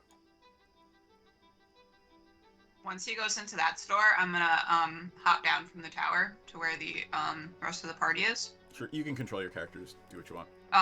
And let them know. I'm gonna wild shape, dismiss my wild shape, and let them know that that is the guy. And then I will cast. Once he leaves, I will cast Pass Without a Trace on all of us. Tell me how Pass Without a Trace works. Sure can do that. 1 second. I think it's a +10 to any a veil of shadows and silence radiates from you, masking you and your companions from detection. For the duration, each creature you choose within 30 feet of you, including you, has a +10 bonus to stealth checks and can't be tracked except by magical means. Nice. A creature that receives this bonus leaves behind no tracks or other traces of its passage, and it lasts for an hour. Got it. All right. He comes out of this, and they sort of make their way down to the rest of the street and hit the rest of the stores. Are you continuing to follow them? It is dark now. So Can't we all see in the dark? Yep. You do not need a paladin with, unfortunately for Senzin, you do not need aviator glasses of seeing in the dark tonight. Is that what those are for? Yeah. Well, the poor Dragonborn is the only one who can't. Yes, the poor Dragonborn is the only one who can't see in the dark. So, all right. I would like everyone to give me a stealth check at advantage. With +10. With +10 to your roll. Oh my god. Hell yeah. I can't even find it. What's wrong with me? Because you're not a stealth thing, so I don't think you've ever rolled it. So that's a total of 30. Oh, Yeah. hell yeah. I got 31. 24. All right. Wait, are we supposed to add something to our... +10, roll? and you roll twice, and take the better one. Okay. So let me know if anybody got below a 15 on their best roll. So basically, if get a- anybody rolled a 5 or less on their That's best without roll. the 10, so... Got it. All right. So the next hour passes, and he makes his way to all the stores. You are stealthily following him. It's pretty obvious that this spell is keeping you guys well cloaked.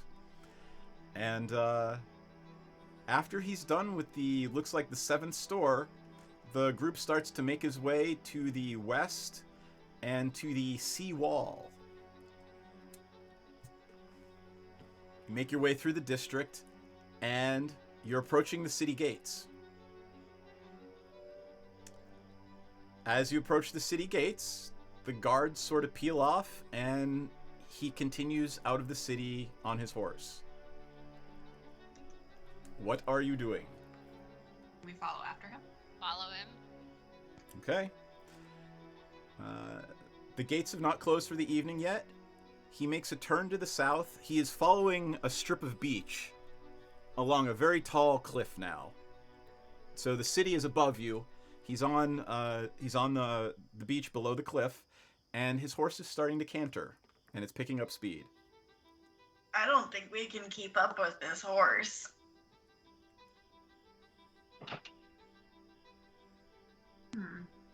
I was about to ask what happened to our horses, and then I remembered we couldn't vote.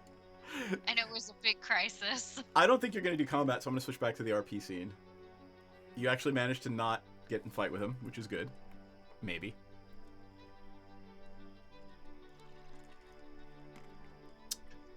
I'll give you a little time to talk about it before I say he's getting out of your range. Can I? No.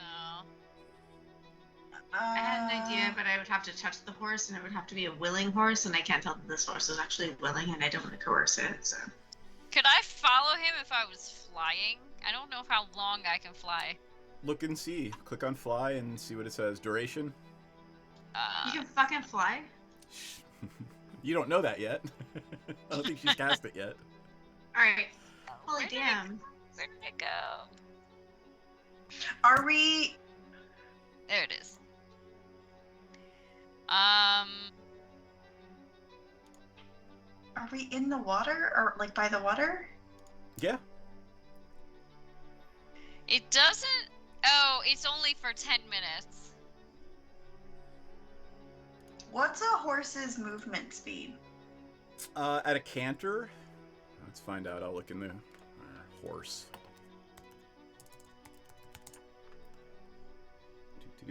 How about a? There we go. Riding horse. 60 feet. Can you keep up with it in the water?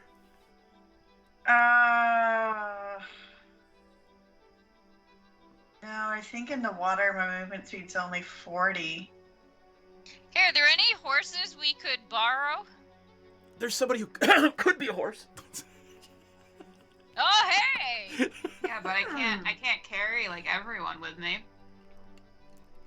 And I would lose concentration on my pass without a trace. Yep. Oh, that's a good point. If we did that and you happened to decide that you were a willing beast, I could see. No, never mind. That's not going to be good for you. I was going to say I could see through your eyes, but I'd basically be warging you, and that probably is not a very chill thing to propose to a sentient individual. Who has the highest passive perception? Tell me what your passive perception is. Should be on the left-hand side of your character sheet. 14. 11. 14. Actually, you know what? Piranha just realizes you know where this guy's going to be for the next hour. If you can get horses quick, you could probably follow him. All right, let's get horses. Let's go. I've got him for an hour. Chop, chop. And oddly enough, imagine that there are stables by the gates for people coming in and out who need to stable their horses. Are there 4 white horses? So you make your way. There's one right by the gate, and oddly enough, it's called the Westgate Stables. Perfect. Wow. Excellent. Who'd have thought? We just really need to borrow these super duper quick. I would like to use persuasion. Wait. We really need your horses, but we want the best price ever. Okay. Not even price. I just want to borrow them. Is it like one person? It's actually a young guy. You know, dad's having dinner with his mother, and it's the stable master's son, and he's looking at you and he says, "Well, I can't lend you the horses. I can sell you the horses." I cast Charm Person. Your new best friend is Buddy the stable boy. Yes. Please just lend me horses, please. There's a whispering in the background. A whispering. And those of you who are magically inclined hear something whispering, "Sugar mama, sugar mama." Oh no. I swear to God. I mean, Sugar Mama or Splenda Mama? Are we talking sugar or are we talking Splenda? Let's be real. It's inside sugar. joke. Inside joke. Sugar mama. Mm. Someone has charmed horses before by giving them cubes of sugar. Oh my God, I love this. So, all right, you've got a charmed stable boy. Obviously, he's not gonna like get beaten by his dad for giving away horses, so he'll sell them to you for. Let's see. I gotta look. Price of horse. Can we sell them back in a few hours if they don't work out for us? I don't even know. What's the return policy? Yeah. What's the return policy on these horses? I have one whole lump of ambergris I am willing to give him. So Mednerden reaches into her pouch, and as she opens it, this stench just overpowers everything. And what was the term that Senzen used? I believe it was an aquatic fecal odor. Something to that effect. And she plops down basically whale poop on the counter. That's very stinky. But he knows what it is since he's at the sea gate. And he's like, yeah, we'll take that. Sure. Do you need tack too? Yes. You know what? Here. And he pulls it out. Change. And she'll need change from that. I can't give you gold. I can't. My father would have my hide. Just carve off a chunk of ambergris. He takes a knife out from under. He carves off a chunk at the end, and he's like, "You can have that." And he gets some oiled cloth, and he's wrapping up the ambergris. And he's like putting it under the table, and he leads you into the stable. And this has only taken about 10 minutes. Piranha can feel the rider moving south along the King's Road. Okay. And How fast do we need to ride to catch up from a, You feel like he's, as a ranger, you're sensitive to movement and how fast things are moving in the wilderness, on the open ground. He's cantering. He is not pushing his horse hard. So if you push your horses hard, you could probably catch up to him before the hour's up. Okay, he's being pretty lackadaisical. If we shove on, we'll be nearby enough. Sounds good to me. All right. Sounds good. You mount up on your horses, and you exit the city to the west and turn left along the beach and the cliff. You eventually make your way to the King's Road going south, and in about a half an hour of hard riding, you see a horse rider off in the distance, and Piranha is pretty sure, she's certain, that it is Feral. F-A-E-R-L, not F-E-R-A-L. It sounds like what I'm saying, but anyway. Every time you say it, I think okay. Yeah, we're all a little feral these days, but okay. I communicate my insights to my party. So we should maintain a distance as we continue to follow him? Are we still hidden? No. Oh, well, actually, are you? How long does pass another... Well, you had to drop it to talk to the... An hour. I mean, if you stayed outside, I don't think you actually did any speaking to the shopkeeper, did you?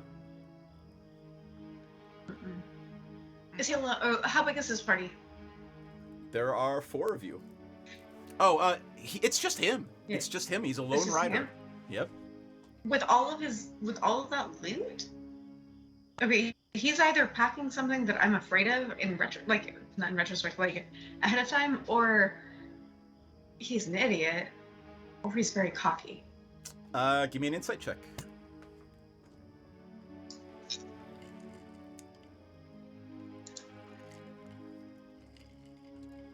Fuck, that's only a 10.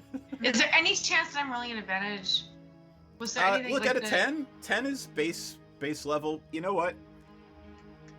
He would have to be supremely stupid to be traveling alone on, at night with that much money. So odds are good that he can take care of himself. Okay. Yeah, Piranha is pretty clear about that, being who and what she is. I'm gonna cast Without a Trace again, but this time I'm including the horses. Okay. So Menredin, we shouldn't just take his cash box. Well, I was waiting for a Piranha. I'm just gonna shoot him. Well, do we hate this guy? I feel y'all. We kind of need to know where he's going, right? Because we want to see if we can find that Lord Visalis motherfucker. Yeah, we just want him for information. I don't have anything against him yet. He hasn't deserved his death yet. Should we just try to approach him and see if he'll talk shop with us, or what do you guys think is gonna happen? I vote we keep following him from a distance just to see where he ends up going, because even if we try to talk to him, there's no guarantee that he's gonna offer up any information. Yeah. And maybe where he's going will give us some information. Mm-hmm. That's true. Okay, I will I reluctantly put my bow back. I like try to casually slide it back. Like I was just flexing. I was just stretching. I that turn wasn't to about to shoot him. Piranha and I'm like, don't worry. The first sign of combat, you can be the first one to give a little shoot with your bow. Perfect. All right, so you're gonna just follow him. Yeah, that's cool with everyone else. Yep. I'm not even gonna make you pass without a trace is just crazy, so I'm not gonna have you guys stealth check. You are the stealthiest things in existence right now, and after only about another 15 minutes, you arrive at a small village on the side of the King's Road, and there's a sign right outside the village called Greenfast. And he rides into the village and pulls up, stops up at the stables, dismounts, and goes in. You know, the stables is connected to a tavern, and that's where he's gone. And if you flip over to the Owlbear Rodeo, I will show you the village of Greenfast. So there you are, in the village of Greenfast. And this, let me see, I gotta look at my map over here. Village of Greenfast.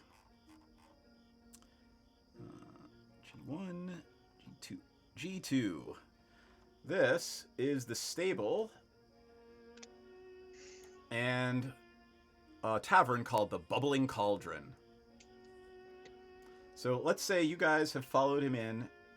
Let me change that color to red so everybody can see it. You have followed him in down this road here, and you are just around the bend here. So that's where your party is right now. Make sense? Mm-hmm. Yes. And he has crossed this little... Oh, wait. Never mind. Is it? That's a river. We can't follow that. That's a river. river? So remind me, I have a story to tell you guys off stream about that story. About that.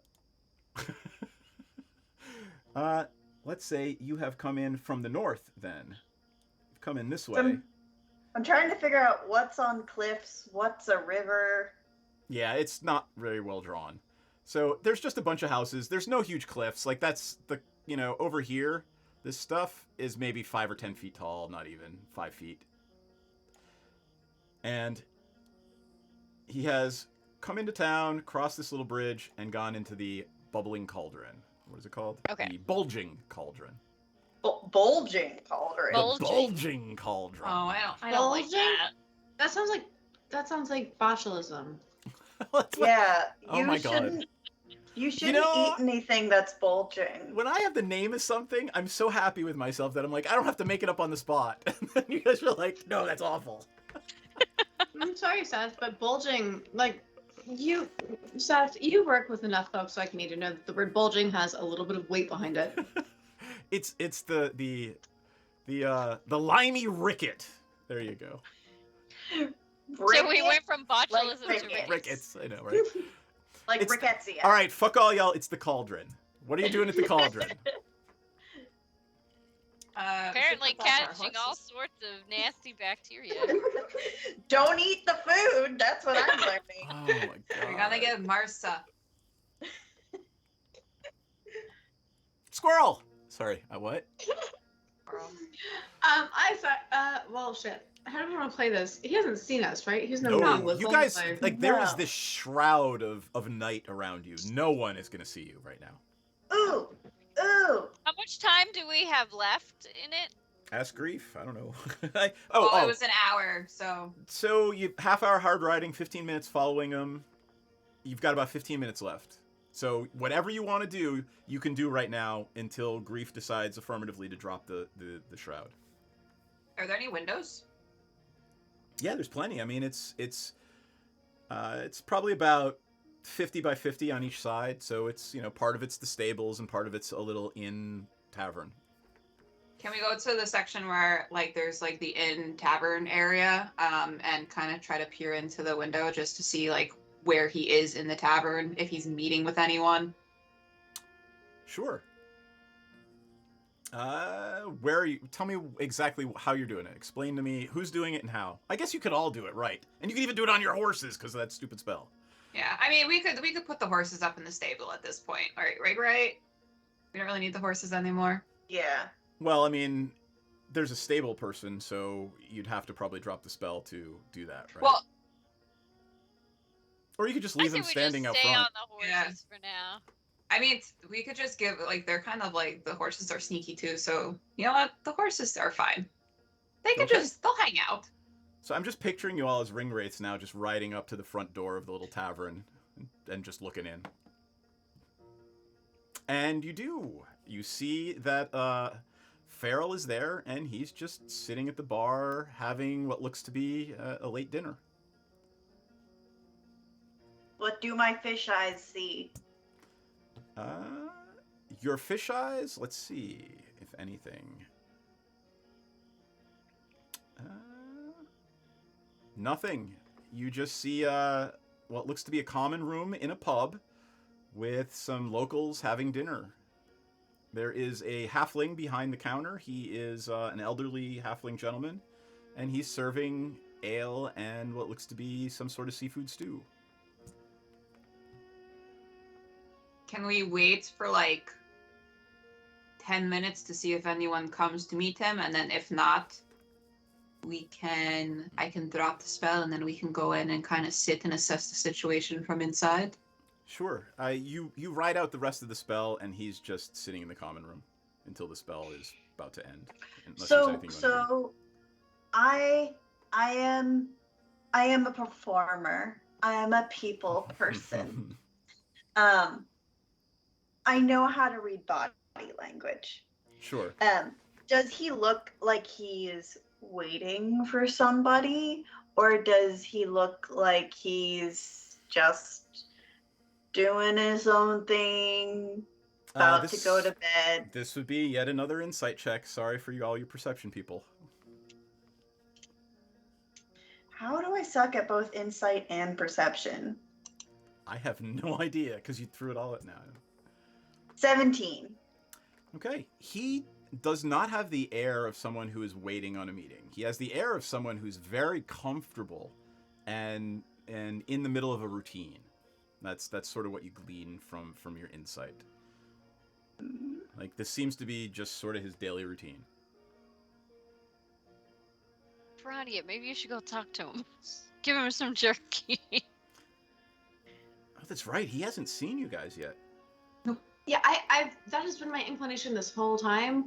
I don't want to fuck with our spells. So whenever y'all are ready, I would actually love to. Once we have like 5 minutes left, I will drop the spell, and we can kind of like set the horses up in the stable, and then we can make our way in if that works for everyone. Where should we? Yeah, you tell me when, and I'm gonna go. I'm gonna see if I can make friends with this dude. I'm pretty. Who gets the inspiration, my green boy?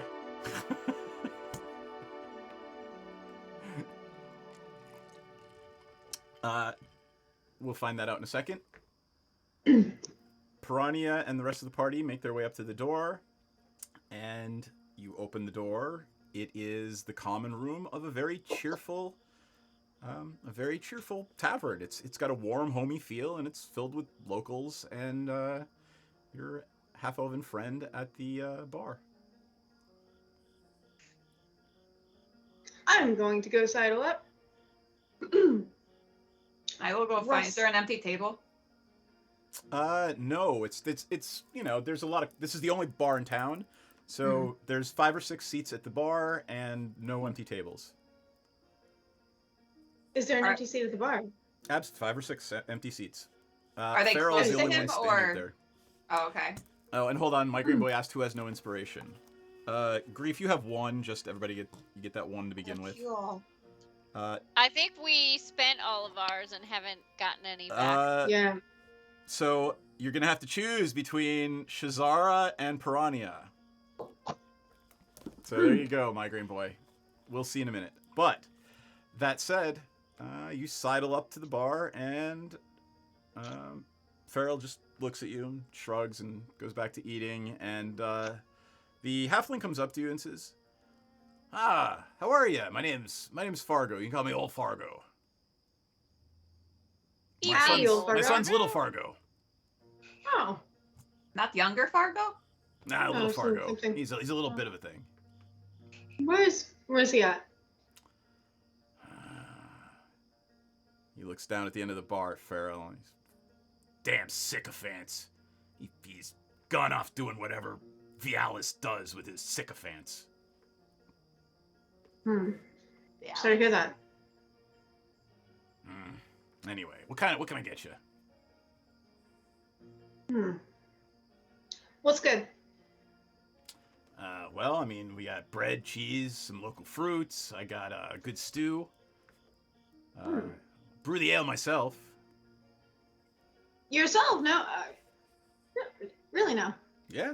How's that? What's that like? He launches into an incredibly detailed discussion about brewing, and Brewing. I'm assuming you are very into it, and the rest of the party is bored to shit. Yep. So, while this is going on, does anybody else want to do anything? Well, he mentions Vialis. So who That was he sounds complaining like- about? I wasn't listening. I'm sorry. I'm sorry. Vialis sounds like a fantasy erectile dysfunction drug. Because it's it like sounds Viagra like and Cialis. Viagra. Viagra and Cialis. It's Vialis. It's like we get what you're doing here. He's a It lame sounded dick more little like piece a of shit. venereal disease, like syphilis. Vialis. I love you guys. So we're suddenly like 30 minutes outside of the main city, and the bartender just openly is complaining about the guy that just like fucking vanishes. You didn't actually ask anybody if they knew where he was. Oh, well, I guess, Well, we asked the guy we who bought his asked house. the new lord. And then we asked the people who work at his shops, and they're like, who the fuck is that guy? Mhm. So, like, we asked the people who realistically would kind of know who the guy is. Gotcha. So was he talking about his son going off? Yeah, he was pissed. It was pretty clear. He was pissed that his halfling son is following the sycophant Vialis.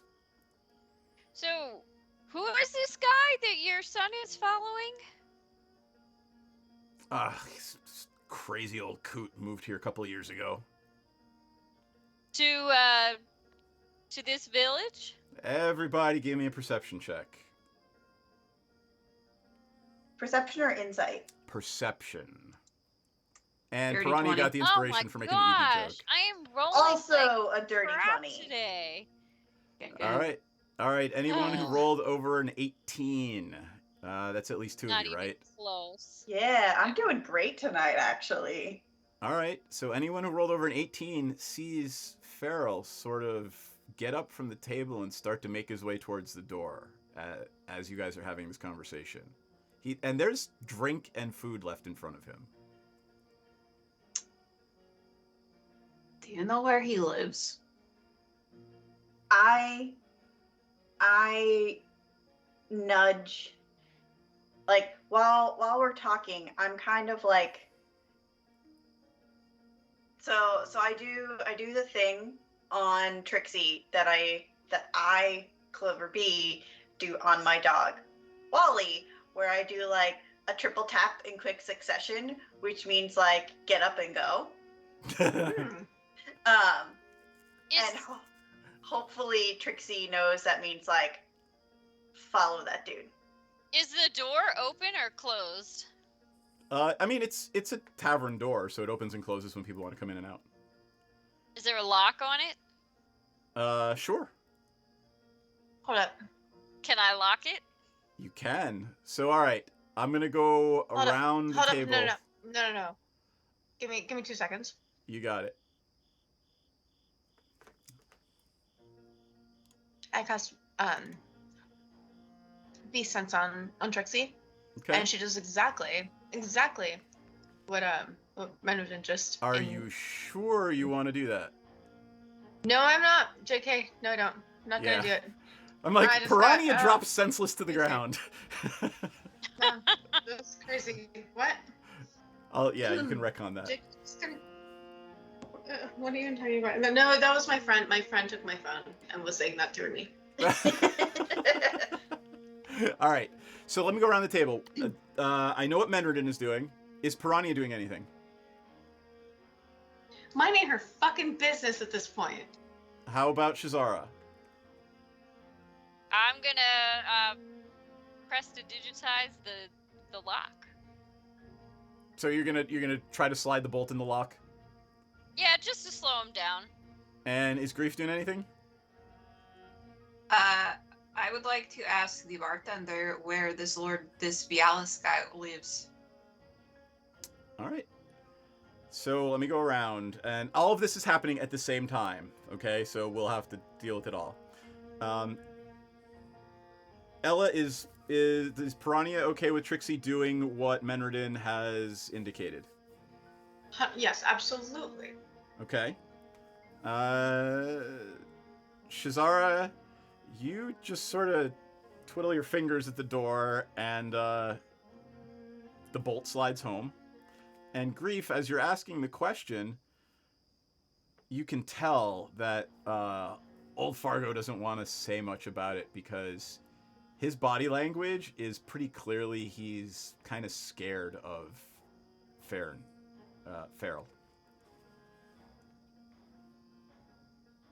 So he points. So he points out the window. And he's pointing. Flip over back to the thing. G3 would be... So right over here. I'll flip over on this scene too just so everybody else can see. He's pointing at this house right here. So you'd have to come out the front, cross that little bridge, and go on over. And again, these are only like 3 or 4 feet differences in height, so it's not like he's up on a cliff or anything. Make sense? Cool. Yep. So all that happens. Trixie sort of is on the ground right now. She's just kind of miming being a regular cat. And she's scoots her way over towards the door. Pharaoh gets to the door. He's like, "Did you lock this?" And he just slides the bolt and opens the door. Anybody doing anything?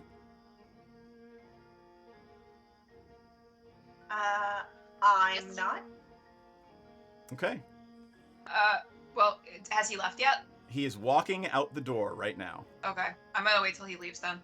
Okay. The door slams shut behind him, and the spellcasters among you hear a spell from outside. Uh-oh. What Can spell? we tell what it is? You can run to a window and look. I definitely Alrighty. do that. I will do that. Farrell has disappeared. Unless it's a spell that I don't want to see through a window. Yeah, nope, he has disappeared. Oh. I was muted, but I did just say "son of a bitch." I just Did wanted to share that. Well, if he is heading to his boss's house, I say we better head that way quickly. As the door slams and you hear the sound from outside, old Fargo beckons you back and says, Hey. All right, so I don't know what's going on out there, but there's this old tower that Vialis has been fixing up off in the woods. He spends most of his time there, and if you're here to stop him, that's where you should go. And bring my son home. Is he at the tower? I haven't seen him in days, and I'm scared. I'm worried that there's something unwholesome going on there.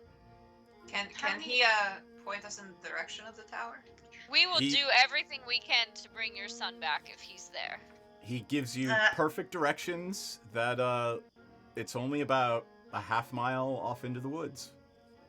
Are there other Oh, people and whose children have fallen? since not Wait. here, can somebody else flash a badge?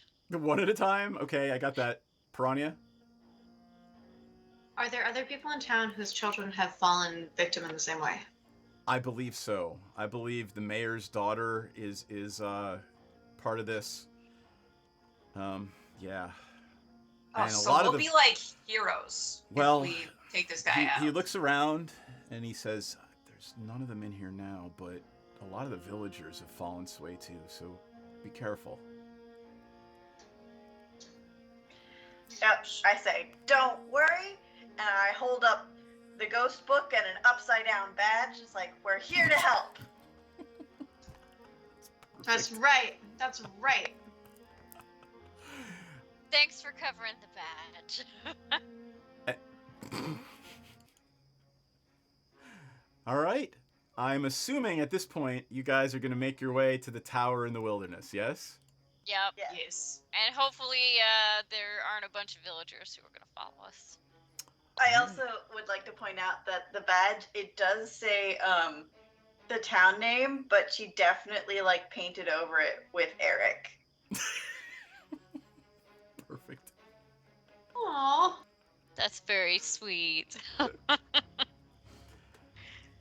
Are you taking the horses or are you leaving the horses? It's about a 15-minute walk, a 5-minute ride. Well, let's take them, right? Take them. It's more dramatic if we take them. Yeah, storming the tower on our horses. All right. And we can get out faster if we need to. Yeah, we can exit strategy. Run the fuck away. Yeah. All right, cool. Then you make your way through the woods in the dark of night. The moon is gleaming overhead, and amid a grove of gnarled scrub trees, you see a half-fallen over stone tower. There's rough workers' tents, piles of timbers, and tools scattered all around that shows that the site appears to be under some sort of construction, though little headway seems to have been made in restoring the tower to any semblance of stability. I'm gleaming, y'all. What do you do? Are there people outside? You don't see any. I mean, it's nighttime. There's no one walking around. There are some tents. Do I see magics? You do not see anything magic here. So there's like a front door. There is. So as you draw closer, you actually see that the signs of construction appear to be spurious. The timbers that would have been used to prop things up are several years old and beginning to rot from being left out in the rain. The tools look like they've been lying on the ground for years and they're rusting. And there is a freshly excavated set of what look to be very cleanly cut stairs right at the base of the tower that lead down. I would like to establish a protocol right now that we can all remember going forward.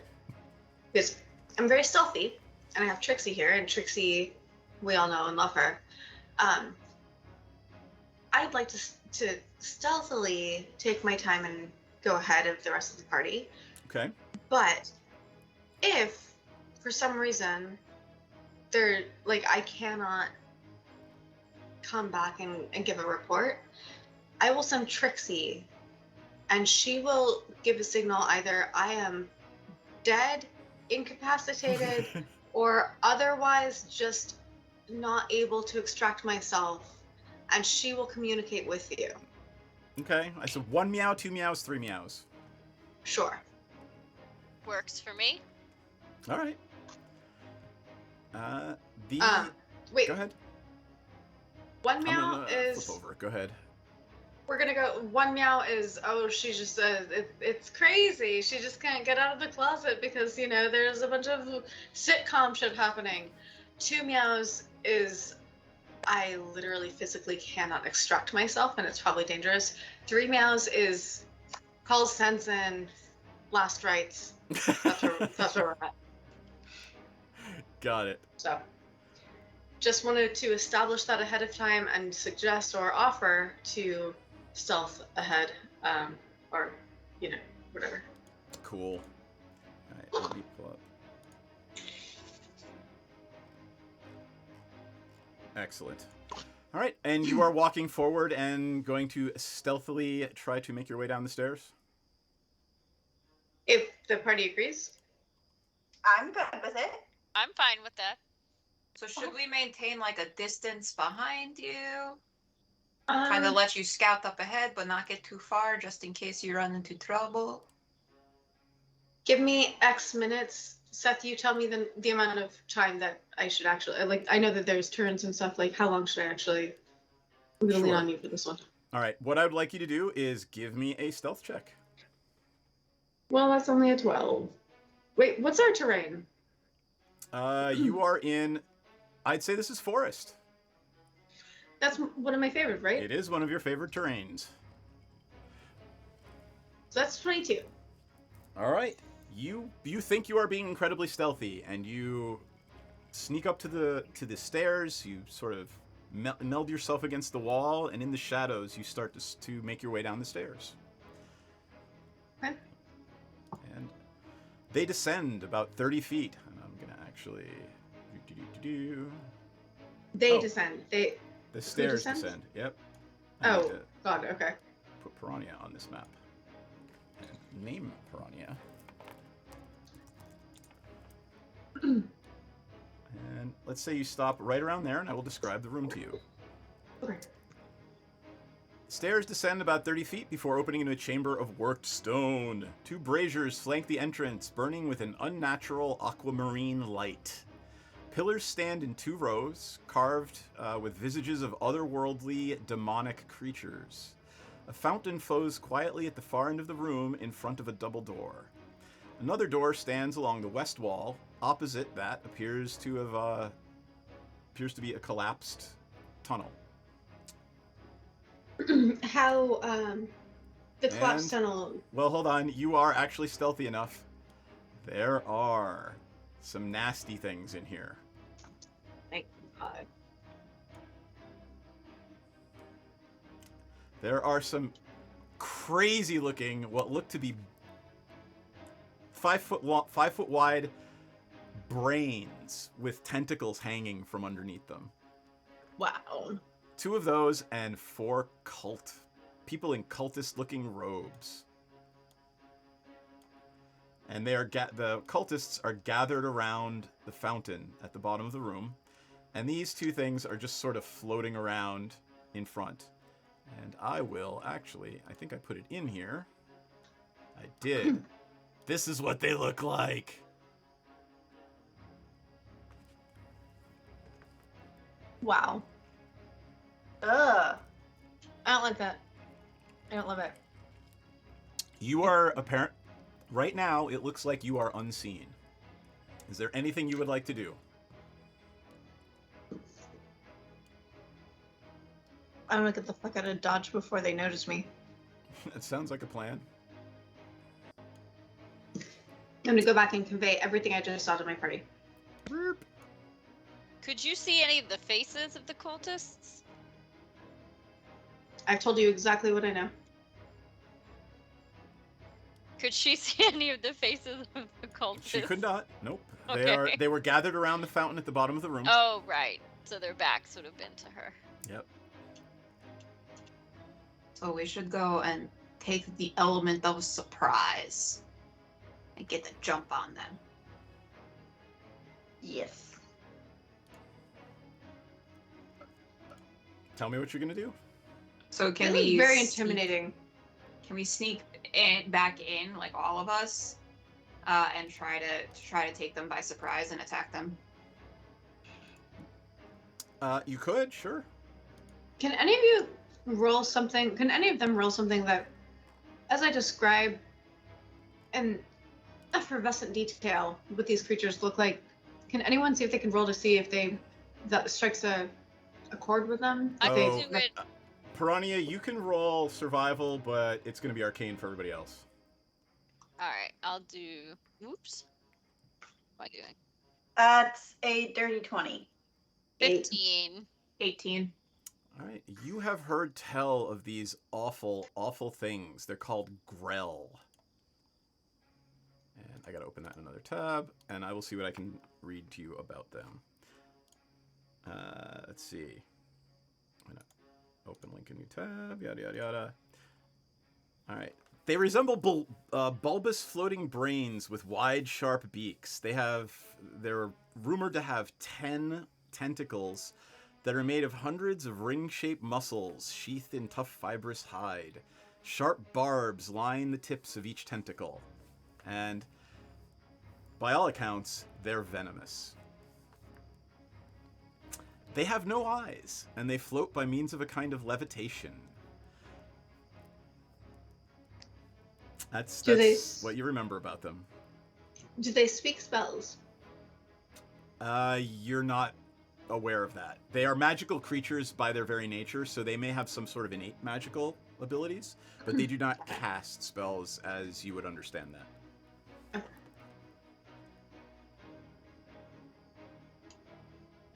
They're gross. Thoughts? My thoughts are they are reminiscent of the very things that my people were raised to eradicate. I'm gonna lightning bolt them. Sorry, never mind. What? Yeah. I kind of wanna squish them. Did you say that aloud? Yeah. Wait, what don't you like about them? They, so you know how my people don't really like anything that's like moderately arcane. You all remember that Menredin's people don't like things with too many tentacles. Yeah.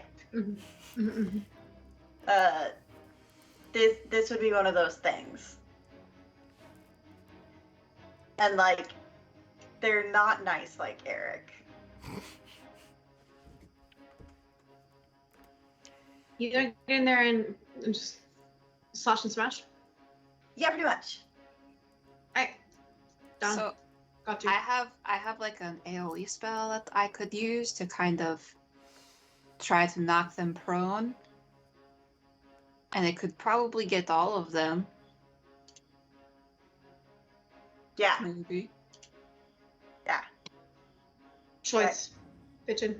I also have a similar thing that I could do. All right. Ooh, what's yours? Thunderwave. I have Tidal Wave. Aw, Oceanic sisters. Friends. Ocean. All right, tell actually me what the from the plan is, forest. and we'll make it happen. So yeah, we should go try to sneak in to take them by surprise. And then I could cast Tidal Wave Okay. first, if that's okay. Yeah. Unless anyone else has another spell or something, that would be a better option. I can cast. I mean, Piranha, as the stealthiest person in the absence of Dauphine, you realize that once you don't know what Tidal Wave does, but you know what Thunder Wave does, and anyone in a mile radius is gonna know what's happening if Thunder Wave happens. Okay. So my thought was that I was gonna let the magic people go in and do their shit, and then I was gonna come in and pick things off. Should I just stealth in and get my opportunity attacks and like just get You're some all hits gonna in? get a free attack right in the beginning. It's all gonna happen at the same time. Well, can Okay. everybody stay 10 feet away from me? Oh, yeah. I don't know if that Try room's gonna to. be big enough. And you're not certain if the Grell even have the sensory things to be scared. Yeah, that wouldn't. I think with the Grell, I'd rather just like blast him with something that I know is vaguely tried and likely to true. work. All right. Well, tell you what then. Why don't we all roll for initiative, and you guys can all go, and it'll all happen at the same time. Tell me what your surprise attack is going to be.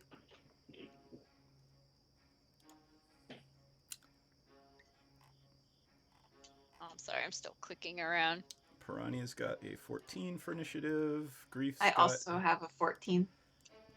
I've got Cool. a 15. And Shazara's got a... Oh, initiative. sorry, I haven't actually rolled yet. Oh, Wow. look at that. I don't think you've ever actually rolled that good. I don't think it's certainly not this game. All right, Shazara's up first, and Menredin is going to be on deck after some cultists. But you guys Alright. are all going to get your free attack first, and then we'll go to combat rounds. So I will go through initiative order for your free attack. What is move yourself into the room, and show me where you are for your surprise attack. Oh. The map was bigger than expected. I'm having the issue again where, like, I'm having trouble moving. Like, I can move, it's just sort of choppy. It is, because it's trying to lock you into the grids. Oh, okay. Alright, so I got 2 brains and 4 cultists to go after. What are these circles next to the stairs? They're the stairs going down. Braziers? Those are braziers with aquamarine fire coming up from them. Do we want to be on the stairs, or can we move to where we're going to be during our surprise attack? I will let you run into the room with surprise, wherever you want to be. They are not. They are not expecting an attack. I'm going to. I mean, I'm just gonna do Toll of the Dead. Okay. And So we'll I'm gonna put see, you I gotta here. pick something. You toll the dead. You reach out with your hands, and a gong sounds, and this necrotic energy waves off you and goes after. What do you want to go after? I want to go after. Let's see. I want to go after the brain to the right. To the right. So Grell 2. Yeah. And I have to do a con save. Let me check. Toll's the Dead. Hey, thanks for the raid. Wisdom saving throw. Wisdom saving throw. All right, the Grell rolls a 14. What was it? Your spell DC is a 15, isn't it?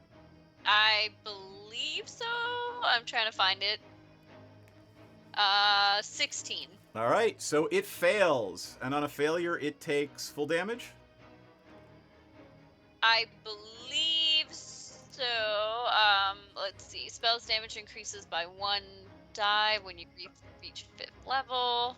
Yep. I think it takes full damage on a thing. So 14. All right, so Shazara steps into the room. The gong sounds, and this necrotic energy just sort of like shrivels some of the tentacles of the Grell, and part of the brain falls off and plops onto the floor.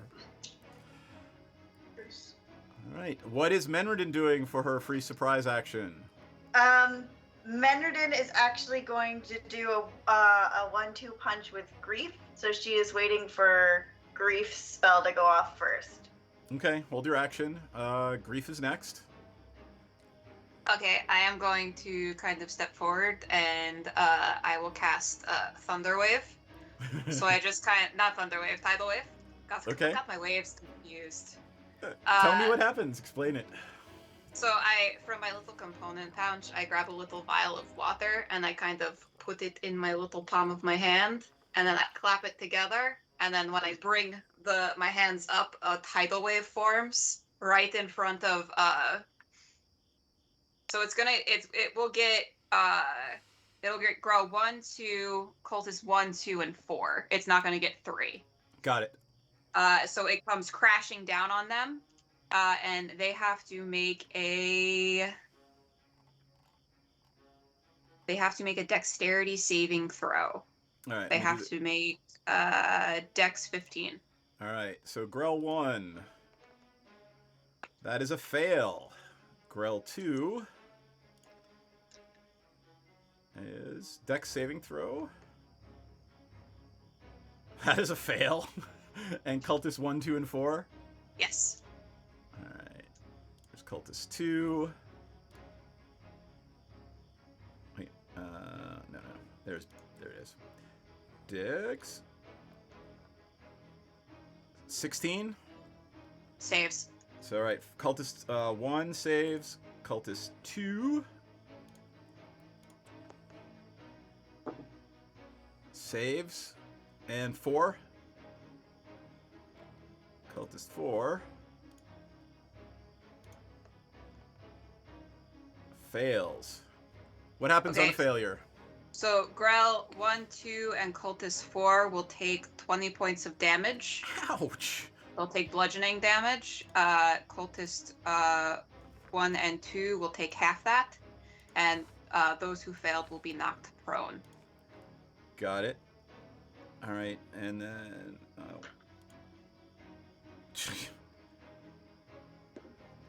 cultists 1, 2, and 4 die. Well, shit. There's gonna be nobody left for Piranha to hit with an arrow. Well, now it is. I just really hope one of those wasn't the dude's son. We're supposed to trust I you. know. Right? That's what I was Oh, I afraid forgot of. about that. None of Sometimes them look to be sacrifices have to be made. halflings. None of them look to be halflings. So, all right. Grill 1 and 2 are. I don't know if they can even be put prone. Let me see.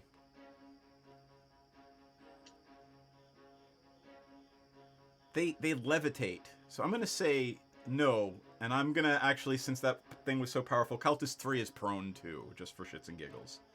But Okay. they get smashed to the ground and they just sort of levitate back up. Like They took- balloons. They took the full damage though. Okay. That's fine. All right, Pat, who is on deck? Me. What was Menridan gonna do? Menridan was gonna run forward and then blast outwards with a trademark thunder wave. All right. Am I deck saving again for all three of them? It's a con save, actually. It's a con save. Got it. All right. That one's dead. All right. Con save for Cultist 3. 15? Your DC is a 16, isn't it? It probably is. Hold on, I'm trying to find it. Yeah, it's a 16. All right, that's a fail. Oh, sorry, I did a con. I'll let it go. Grant the next. Oh my God! Next, so critical fumble for Grell 2. All right, fine. Grell 1 failed, so Grell 2 fails critically. Thanks, guys. How much damage on a fail? So on a fail, it takes 2d8 thunder damage and is pushed 10 feet away. Go ahead, roll damage. Oh, sorry. That's 2d8 is for a first level. Because I'm a warlock, everything was upcast to 3rd level, so it's actually 4d8. You know, there's enough tentacle love in this show already. So that's 24 Grells don't need any damage. more, Papa Prater. All right. You kill Grell 1. So, and because it's a 15-foot cube, I should hit all 3. Yep. Oh, you know, Cultist 3 is fine paced. In true Menridan style, Cultist 3 is fine paced. And Grell 2 is pushed into the hallway here. Yep. Of the collapsed thing. Piranha. Sorry. What is left for me to even hit? Grell 2. Grell 2. Okay. Well, notch and fire, baby. Hold on. I gotta do 24 damage on that one. Alright. You are... Step into the room. Well, no, I guess you can hit from there. It looks like you have line of sight. Yeah. Go ahead. Roll to attack. Tell me what you get. I get 3 attacks, right? If you hit with the first one. Okay. Well, shit. Well, that's a 9. You have inspiration, right? Yes, you do. You have 1 inspiration. Do you want to spend it now or wait until somebody throws a spell at you later? I don't save it. Yeah, I'm definitely gonna save it. Is that my turn then? You get 1 more attack. Wait, one more. Okay. Yeah, we'll do it. 13. That is a hit. Oh, not diggity shit. That's good. They're floating balloons, basically. Holy shit! 25? Seriously? How on the? Wow. Well, 25 points of Yeah. damage apparently. Yep. Dang. All right. So how do you want to do it? How do you kill the floating brain with tentacles? As cleanly as possible. Those things look pretty gnarly, and I don't have to walk through it later. All right. You pierce it through, right through the center of the brain, and it just sort of deflates and fizzles and plops to the ground with a sickening plop. Yeah. Okay. Now that said, you know, the entire building, the entire structure shuddered when the thunder wave went off. So anything else that is here definitely knows you're here.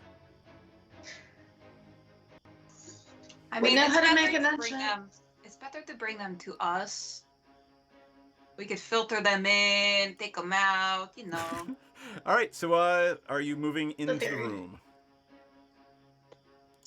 I assume none of the cultists are Vialis, and none of them are halflings. Nope, they all look to be. Unfortunately, you appear to have killed some villagers. You don't know who they are, but They're found Oh. more than them. That's what they get for following that nonsense. You shouldn't join cults if you don't want to get killed. Well, alrighty then. Or at least if you're going to join a cult, like, you gotta rise up the ranks a lot faster. Got to suck a lot more dick. I am not making a grill joke. I am not making a grill joke. I am not making a grill joke. Anyway. What is this room over here? Well, I mean, are you gonna look around this room? Yeah, sure. Yeah, I mean, there's no bodies Yeah. for us to loot. Yeah, they're all kind of fine paced, thanks to Menardin. The fountain seems to have normal water, but there is a silver cup sitting on the edge. And the western door is locked. I pick up the cup. Your eyes show that the pool and the cup together seem to be some sort of magic. Oh, I want to take a drink, but the drink might be cursed. Splash it on the Don't door. drink Splash it on the the door. Kool-Aid. Splash it on the door. Splash it on the door. Just see. Before you What ingest kind? anything, do Yeah. anything else you can do with it. Can you tell what kind of magic? Oh, I can tell what kind of magic. Divination. Oh, I definitely take a drink. All right. You take a drink, and you have a sense that for the next minute you get a bonus on a roll. Like Cool. something is guiding you from beyond. Cool.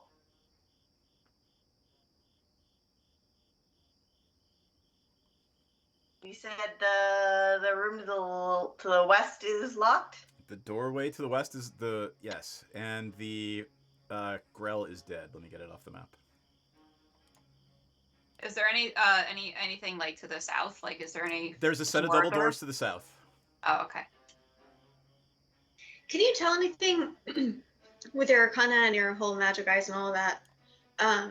If you bottled that, would that just be like inspiration in a bottle? Give me an arcana check. Not I. Someone actually proficient. Absolutely it would, Menredin. I don't know if I believe you looking at what I rolled. May I roll? Sure. I can check. 15? You're not sure, Grief. I don't know. I think maybe. I wouldn't do it. 24. Shazar is looking at Menredin like she's crazy. Yeah, no. Just thought. Oh man, I want. But Menredin's to... absolutely convinced she could bottle it and have inspiration in a bottle. Yep. You could try. Yep. I'm gonna bottle it and sell it to people. Newest branch. Oh, you're Sorry, going she shakes her head. Newest branch of Eric Industries. I want in this room, but I do not know how to open locks. Do I have prestidigitation? Could I open a I don't. lock if I didn't have the key? If you had thieves' tools. I don't have thieves' tools. Can I check to see if the door is trapped in any way? Sure. Give me a sleight of hand check. 21. It does not appear to be trapped. All Are any of us strong? I mean, we're all kind That's of it. we're all The one- kind of noodle armed, aren't we? yeah. I think Piranha is probably pretty strong. I'm okay. I've got like +2 strength. Do you want to try breaking down the door? Oh God. I mean, remember, there's a locked door to the west. There is a hallway that looks kind of half collapsed to the east, and to the south is a set of double doors that you haven't checked yet. All right, let's check. Maybe we don't bother with the locked door right now. Okay. Yeah, let's go south, right? Double doors? Yeah. Double doors. Who is checking the double doors? I'll go down. All right, the doors are not locked. Do you want to Oh, open they're the not doors? locked, guys. All right, let me check for traps.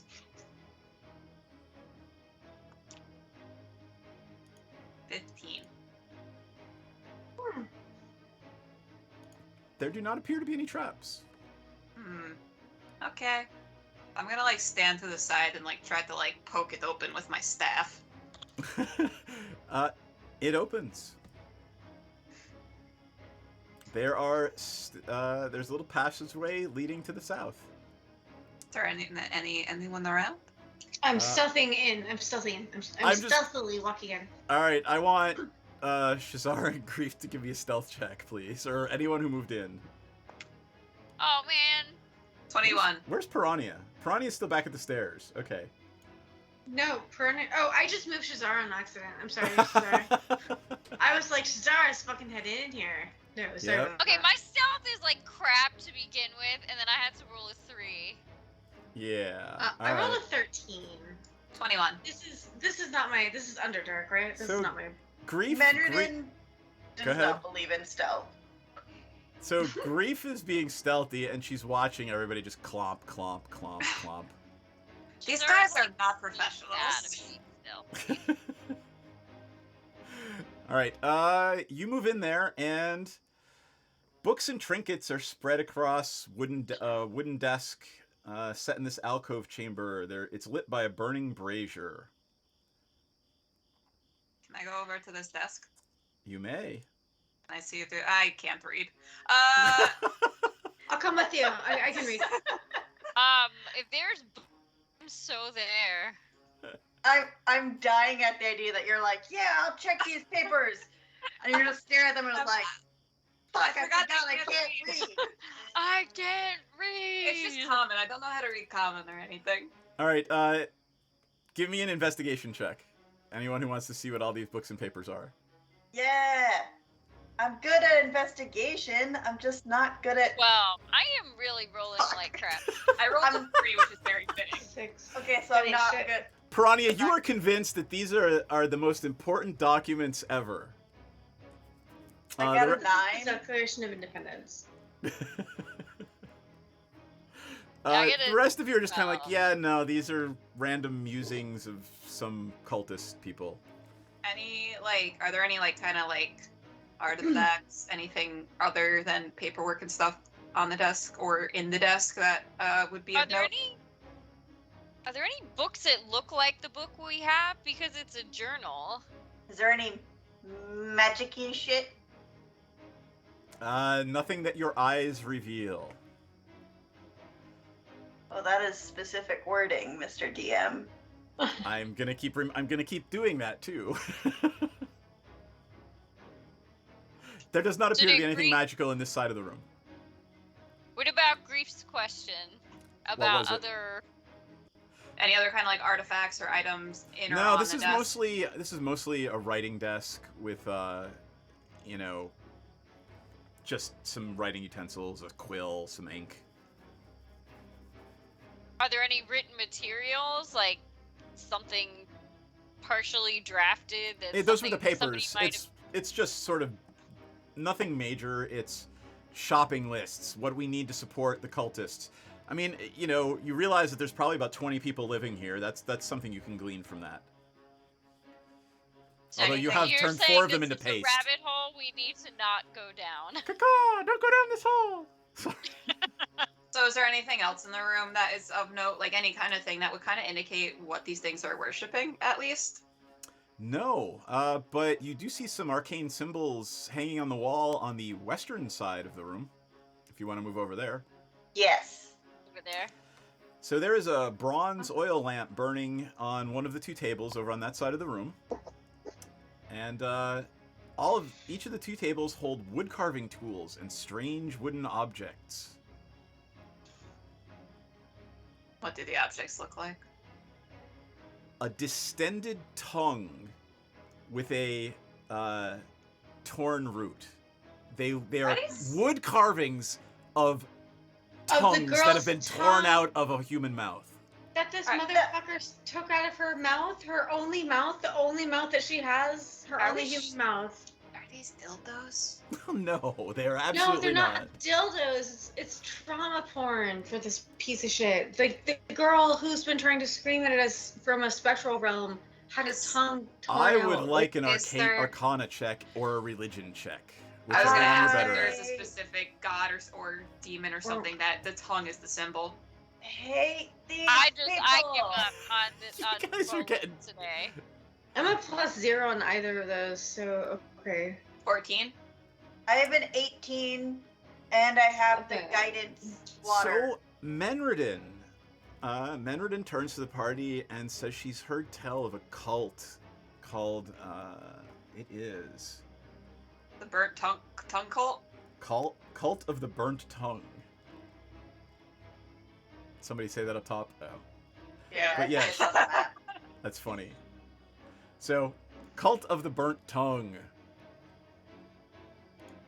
That's kind of a weird thing to start the cult about. Right? Like, they did are- somebody have hot chocolate? and get They angry? worship. I was thinking the same thing. They Chocolate, worship do you an have a bird- abomination. What kind I'm sorry, of what I missed? abomination? You're not sure. Menredin's not sure. She can only remember that they are a cult. They rip people's tongues out, and they are trying to bring something into the world. This is. You know, I feel like these people always are like, oh, we're going to summon this, like, demon into the world, and then, like, they don't have a plan after that. They don't think of the afterwards. Have some forethought. Have some forethought. It's not that hard. It's just like, what are you gonna do next? Yeah. Step 3 is what? Well, they'll be eaten last. Ah, stupid. They're gonna be eaten first. Dipshit. Dipshittery abounds. All right. So in I'm that very room, sorry. you've searched it It's all. 10 o'clock and I have to go to bed. Yep. I'm sorry. We're almost done here. There is We're a almost set of done? stairs leading Okay. down. Menredin, Come like, on. stomps over. She is done being stealthy. She is angry. She is jingly because she is still wearing every shiny thing she's ever seen around her neck. And she is going to kill some people. All Are we right. fucking it up right now?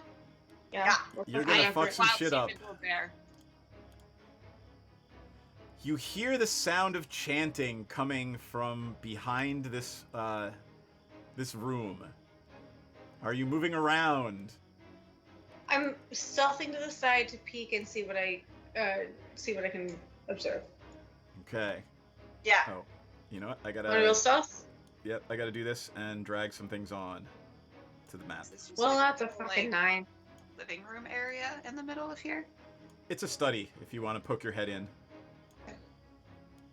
That's nice.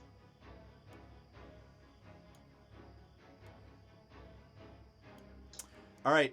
Who is going in and where? Is that where you all are? Yeah, I'm gonna be right here. Okay. Okay, stop right there.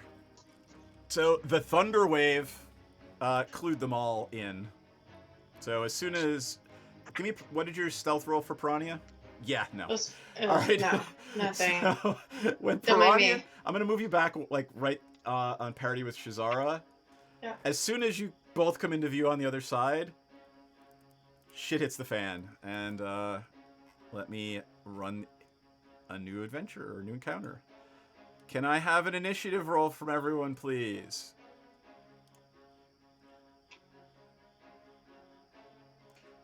Oh, that's sad. I'm using my inspo It's like for that. the worst night of rolling ever. Oh, I see a bunch of us rolled right around the same number. That's 17. hilarious. 15.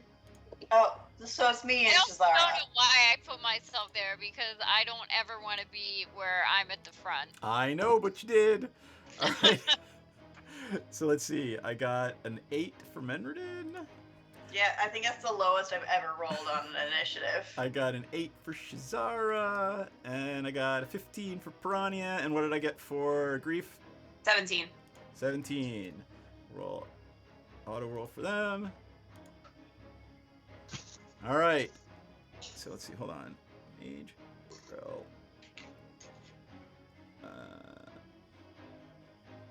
I put way too many of them in here.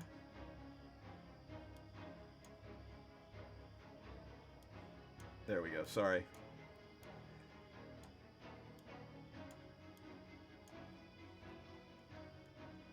All right. Cultist A casts command at Shazara. Oh, and I'm rolling like utter poop today. I would like you to roll a make a wisdom saving throw. DC 15. 15. So the cultist points at you and yells, "Flee!" And you just sort of shrug it off. Suck it, Alrighty. All right, cultist B points at Piranha and yells, "Flee!" Give me a same check. This is totally Wisdom saving delayed. throw. Thank you.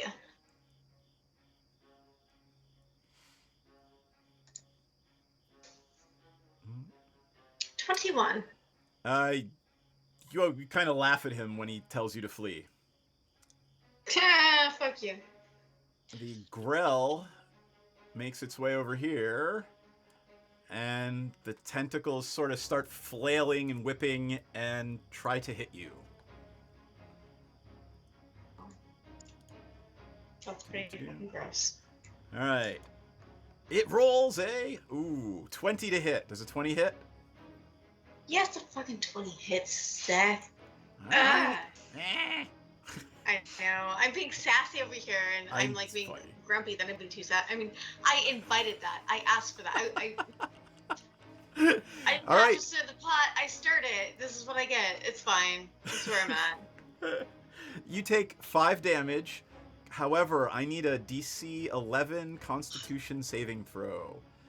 It is burning your skin. All right. Well, that's a 17. All right, you are not poisoned and paralyzed right now. I will try to be less of an asshole in the next round. After it swings at you with all of its tentacles, its horn-like eagle's beak bites at your head. And... oh, that would be a nat 20. Again? Are you? Maybe you should refresh your page, sir. Just saying. Unfortunately, that is only... oh, are you kidding me? All right, well, I mean, 18 is not insignificant, but I rolled poorly.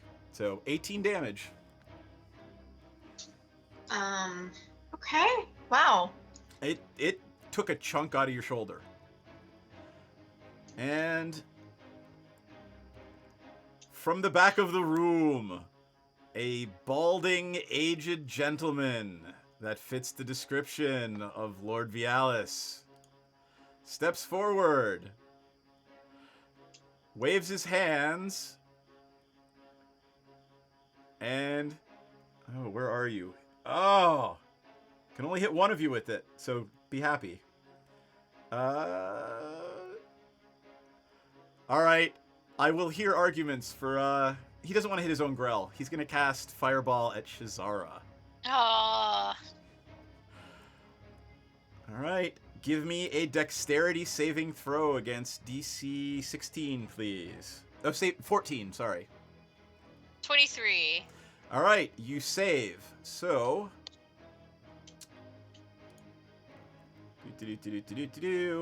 that would be, how much? 4d8? Or, what is it? 8d6. That's going to be fun. Ugh. All right, D6. 3, 4, 5, 6.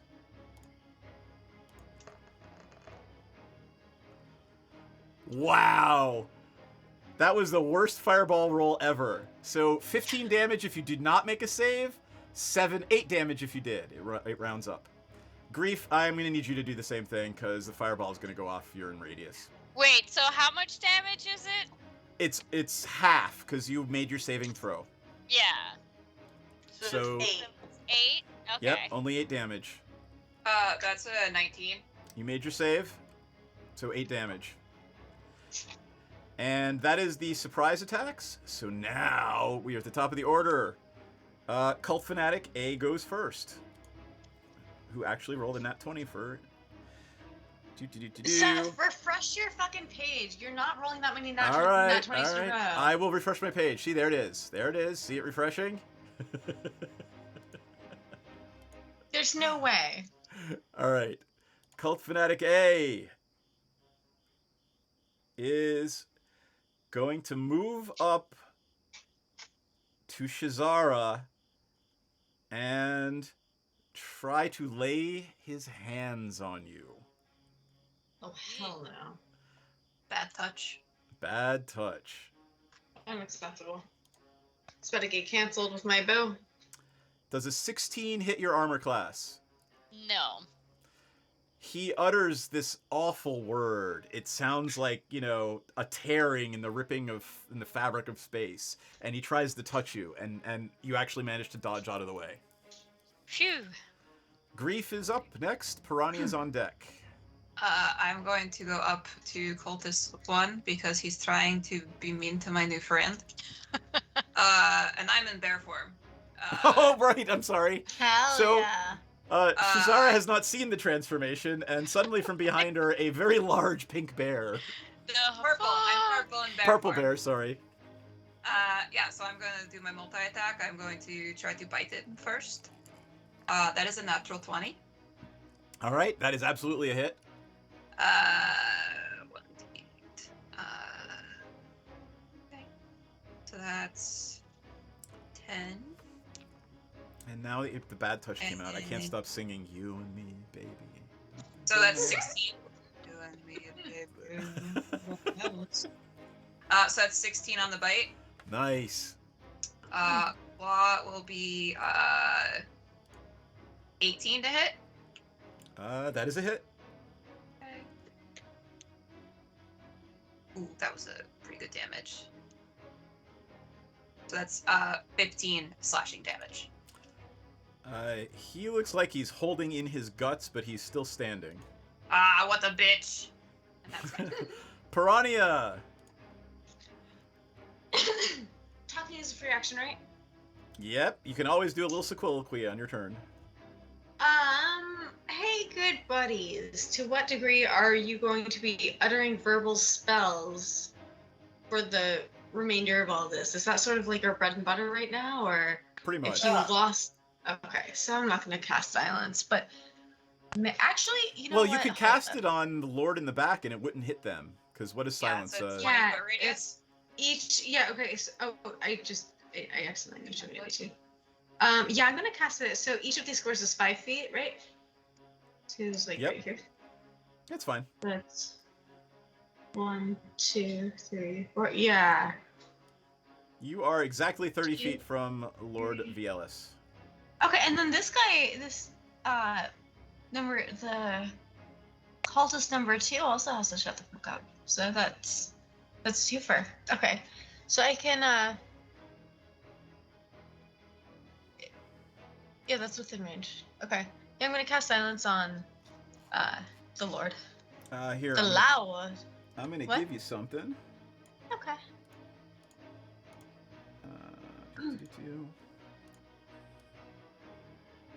Show me where your 20-foot... You go ahead and move that around as you see fit. And show me where your 20-foot... This is 20. I thought each square was 5. Is it 5 or Oh, is yeah, it let me make it 5? bigger. Sorry, I didn't make it bigger Oh, enough. yeah. It's I'm not casting- actually fire, but show me where you want your spell to be. I want it to come... Is this the final size? Yeah, that is the final size. Oh, dang. It's the outside edge of the circle. Oh, so I could do something like this. But they're not gonna. There's no visual cue, right? So it's They don't. gonna Yeah, happen, they they're don't gonna- know. So they're they're not gonna gonna have to have make any idea? They're gonna have to guess where the silence is. Okay, so I could do it like this, and it's gonna encapsulate both of them. I mean, obviously, either of them could sort of tumble out of it, but like, yeah, I'm gonna go Migraine boy, really? roughly here. Oh, migraine boy, what you do? What you do? Critical fumble on Lord Vialis. Migraine boy. So you know what I'm going to do? What that critical fumble means is Lord Vialis is going to move further into the silence on his turn. Thank you, migraine boy. Hell yeah! All right, so Piranha is going to... Are you going to stay where you are and cast the spell? If you move, the Grell is going to get a free attack at you because you're in melee combat with it. Oh, do I have is that my only action I can do if I do that? If you're going to cast a spell, yeah. You can still move, but if you move, the Grell will get an attack at you of opportunity. If I don't move, it won't get that? That's correct. Okay, but considering, like, that's the only thing I do on my turn, Right. it's definitely going to attack me Yeah, anyway. it's probably going to attack you again next turn.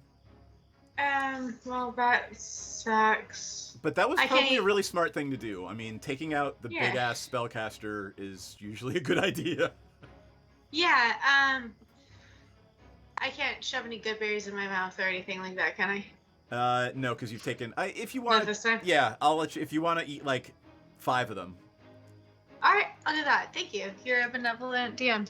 Yep. Okay. Then that's me. All right. And I'm Cult gonna Fanatic and then bio Menredin. break real quick Yep, you because got we're it. a little late. But I'm Yeah, we'll be done very quickly, I'm sure, as soon as Lord Vialis realizes he's going to get gacked. Cult Fanatic. Cult Fanatic B. All right, I'm going to roll 50-50. If I get above a 50, he moves out of the silence. If I get below a 50, he moves into the silence. Ready? I didn't want to inspect. All I wanted to do was roll the damn die. Percentage dice, thank you.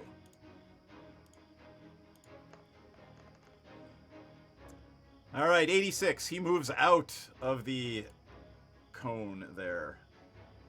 Where the hell is he? There he is. And he moves forward. All I really want to do is I want to move the cultist. Thank you.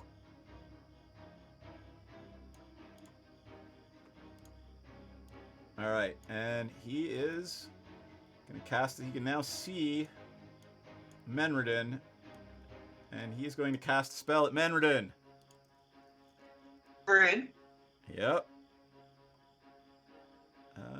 He's going to cast. He's going to yell at you to flee. Give me a blah blah blah blah. It is a wisdom save. 25. You just shrug it right off. See, you guys were complaining about rolling low. You're rolling high when it counts. All right, We just Menredin. sucked at figuring anything out. That's all. Yes. I've got those two bad guys there, but like I want to do a thing.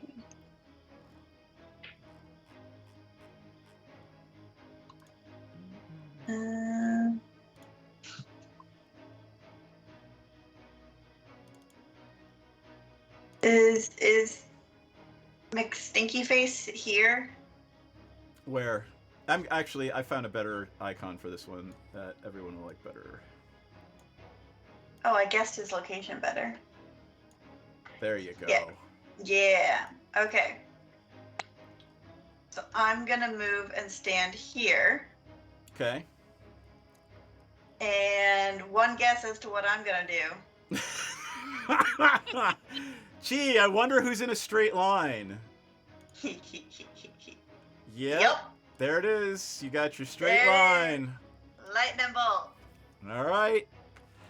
So, yeah, Menredin just sort of saunters into the room, points her finger, and tell me what happens. I point my finger and I call him very many bad names in Primordial, while holding my new best friend, the book. You're gonna carry Sarah around with you all the time now, aren't you? Yes. It's the only book I've ever loved, and it's apparently a coloring book that's cursed.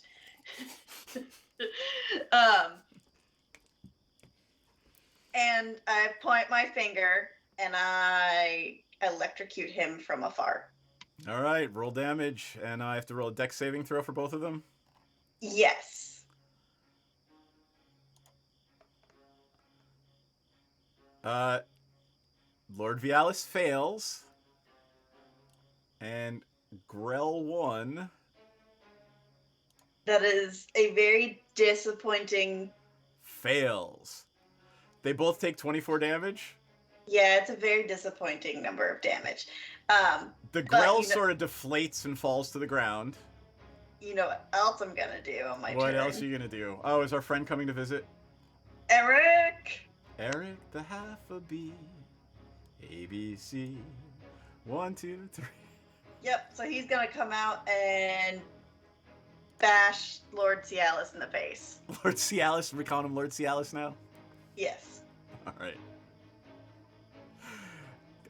What do I do? Is that a dex or anything? What is this? No, it's 17 to hit. That hits. Oh, Jesus. For 6 damage. He looks pretty hurt. Alright. And then... Oh, and his speed is reduced by 10 feet until the start of my next turn. That's hilarious. Shazara, what is Shazara doing? Alright, since it's so rare that Shazara is within melee range, and she's pretty pissed right now, she is going to pull out Flame Tongue and Frostbrand. Okay, so you guys, no one in the party has seen this yet. Shazara is actually pulling out a flaming short sword and a short sword that is emitting, like, the chill of the grave and a blue light. And it's dripping frost.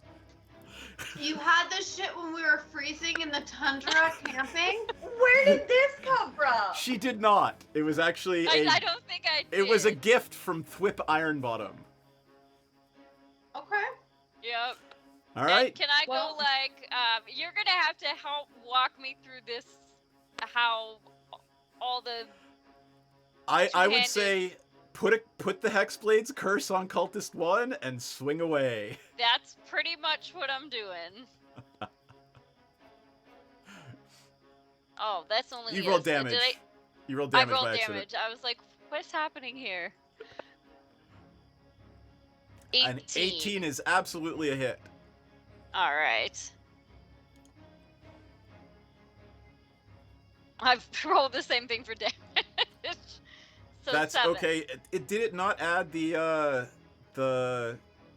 Oh, you're rolling the Hexblade short sword. Roll for the flame tongue. Roll damage on the flame tongue and the thingy.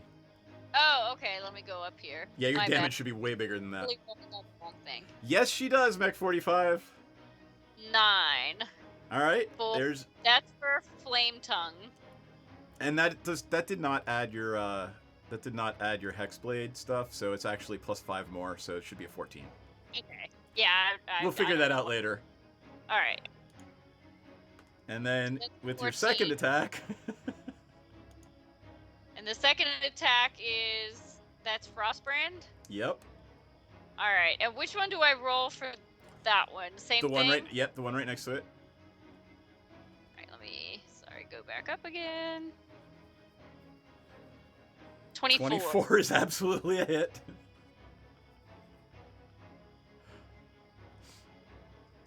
Oh, sorry, I rolled the wrong thing. I didn't roll for damage. It's okay. It's funny. I don't know how we made it this far into the campaign with you actually doing hand-to-hand combat for the first time as a Hexblade. I know, right? And that should be 5 more, so it's 11. 11. The cultist looks like he is indeed dead. How do you want to do it? I'm gonna slash him with a flaming sword that leaves like a big searing, smoking slash across him, and then I'm gonna hit him on the other side with my ice blade, and he's just gonna sort of like crackle up with little shards of ice and then just kind of fall over. Nice. All right.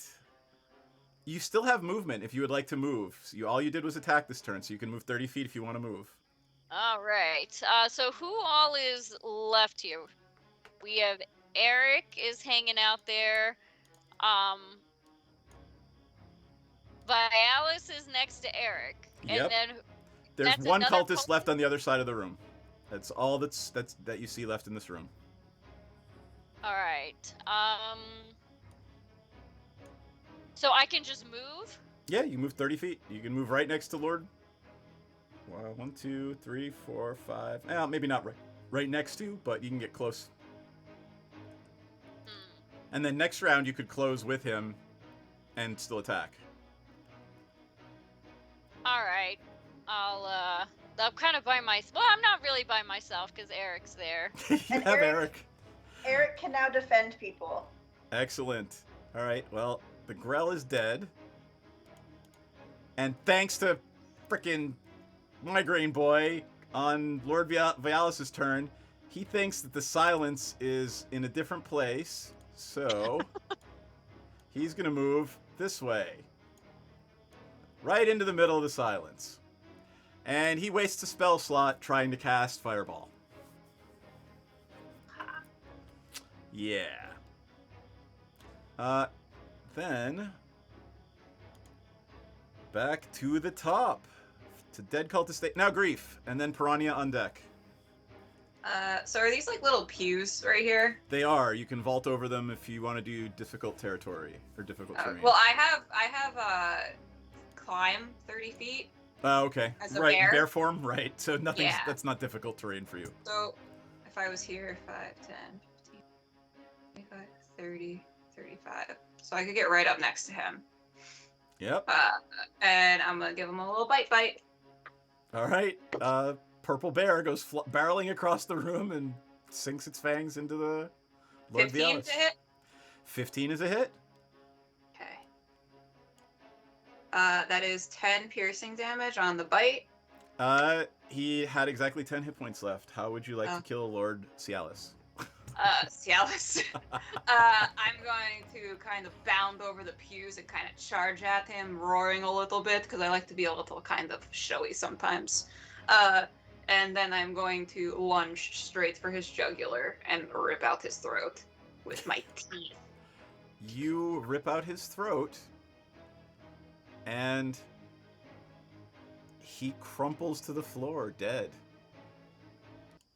And then I'm gonna kind of look at the tentacle thing that's kind of next to me and kind of paw at it with my claw a little bit. And then that's my turn. All right. Let me move. I'm just going to get us off the screen. The other cultist is going to cast teleport and get the fuck out of there on its turn. As Lord Vialis falls to the floor, dead, a wave of energy just sort of poofs out from the book that Menardin is carrying. Oh, is Sarah going to rest? Aww. You're not sure. Should I open the book? I open the book. There is still magic there, but Sarah is not making an appearance right now. I feel like we're Sensimos here.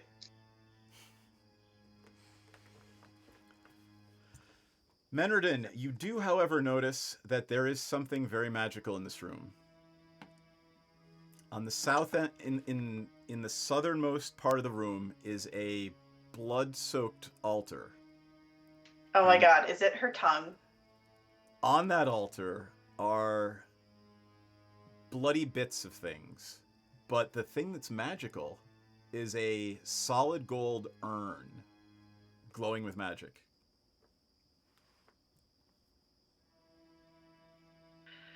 Oh no, I go and look at it. What type of magic is it?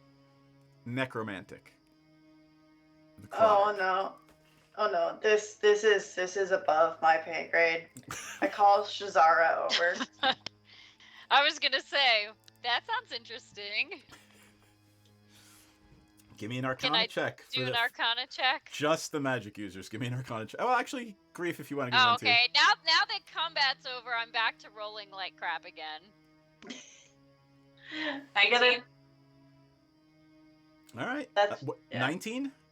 Mhm. All right, so all of you put your heads together and you realize that Lord Vialis was using this urn for something. You get the sense that you want to open the urn, that it's the right thing to do. I popped the lid off that bad boy. Wait, do I see them doing this shit? Yeah, absolutely. Stop the fuck. No, stop. I have allergies. We're in an enclosed space. What are you doing? Stop. I popped it Stop off the with fuck my now. claw. The fuck now. Like, I'm about to shoot a fucking arrow at this shit. Like, no, do not open that shit. What are you doing? No. Are you going to do it? Yeah. All right. Yeah. I'm going to shoot an arrow. Really? Are you trying to, like, stop the urn from opening, or is it a warning arrow? I can't tell if they're actually, like, being mentally, like, taken over in some way, right? You would have no way to know that. Okay. Your bow is not vibrating. It is not trying to warn you of anything. That's a good tell. Never mind. There's the DM telling you. There's the DM telling you you're going down a paranoid rabbit hole. Don't insult your friends. Don't insult your friends. No, thank you. I forgot that my bow does that. I forgot that my bow is a good bow like that. Okay. I've taken a few arrows before, so it would be fine. I'm not gonna shoot anybody. I am going to reassert the fact that it's kind of fucking gross that you're doing this in an enclosed space. Like, we could literally just go outside. Like, this is incredibly, like, it's like unsanitary.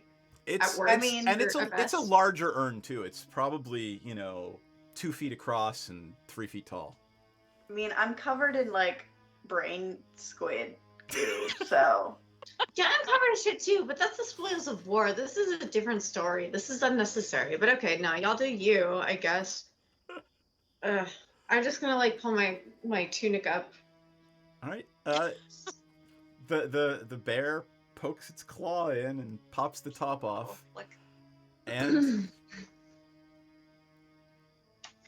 a fine white mist that looks very much like Sarah's mist flows out of the urn and forms itself into a beautiful woman and what looked to be her 2 boys and little girl holding on to, her legs, and she's hugging them. And she looks up at you and she smiles and she says, "Thank you. Please bring us back to Waterdeep to be buried in our family's plot." And you look into the jar and it looks like it's about 4 human skeletons. Oh Maybe my god. 5. He was. I think if Senzen was here, he would want us to take these back and give them a proper burial. Senzen would be defiling the fuck out of this temple. But anyway. This guy was such an asshole. Yeah. I'm Did gonna we find a halfling? No. Well, you only explored like a tiny little bit of this place. Oh, that's true. Like, you announced your presence and then just slaughtered everything. But we didn't kill the halfling, which is There are no important halfling part. bodies, so I'm gonna call it because we're like a half hour over. But I definitely, before people fall asleep, I want to do the confessionals because they're always hilarious. So I'm gonna go Menredin first and give everybody a little chance to. Here we go. Hold on.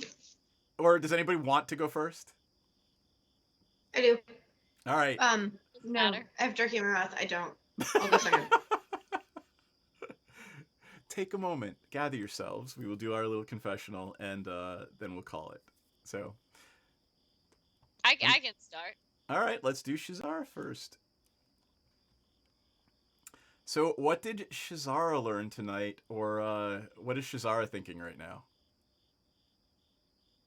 So it is nice to be back in Waterdeep. I'm disappointed that we couldn't do dinner with Mom and Dad this evening, but at least we got to do something good and avenge the death of poor Sarah and her family. And wow, those were some creepy ass cultists, but you know, it was kind of nice to use my new toys. All right, cool. Let us go on to let's go to the left and do Grief. Grief, what did Grief learn tonight about her new friends? Grief learned that not all adventuring parties are the same. And the dingalings are just that, dingalings. And sometimes other people are more efficient than we are. And that's okay. But also, cult leader blood kind of tastes really fucking gross. She's like desperately trying to get like the blood off of her tongue. I'm just picturing the character sitting in a confessional booth like this was a reality show in bear form, like. Yeah. If she could talk in bear form. Piranha passes some venison jerky and little snoot of risky whiskey. No, that should clear you right up. As a bear, I'm just sipping the whiskey and the jerky. All right, moving on. What did Piranha learn tonight? Nope, and I have to make, hold on, let me fix that. I don't know why I did that. There you go. What did Piranha learn tonight? I don't see Piranha's head. That's, I know. Oh. There you go. Hey. So Piranha learned. Oh yeah. Oh, that's fine. Man.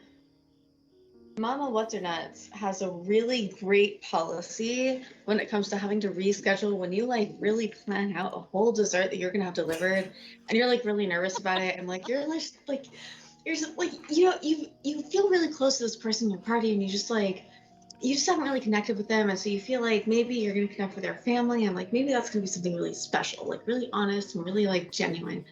And just hot diggity shit, it really hurts so bad when like I mean, plans change. We all know that plans change. It's fine. Plans always change. But man, when you really plan that special moment and then last minute, it's really nice when Mama What's-Her-Nuts really shows up for you and comes through for you and just really allows you to reschedule your delivery. And that's what Piranha's brain has been most of the night.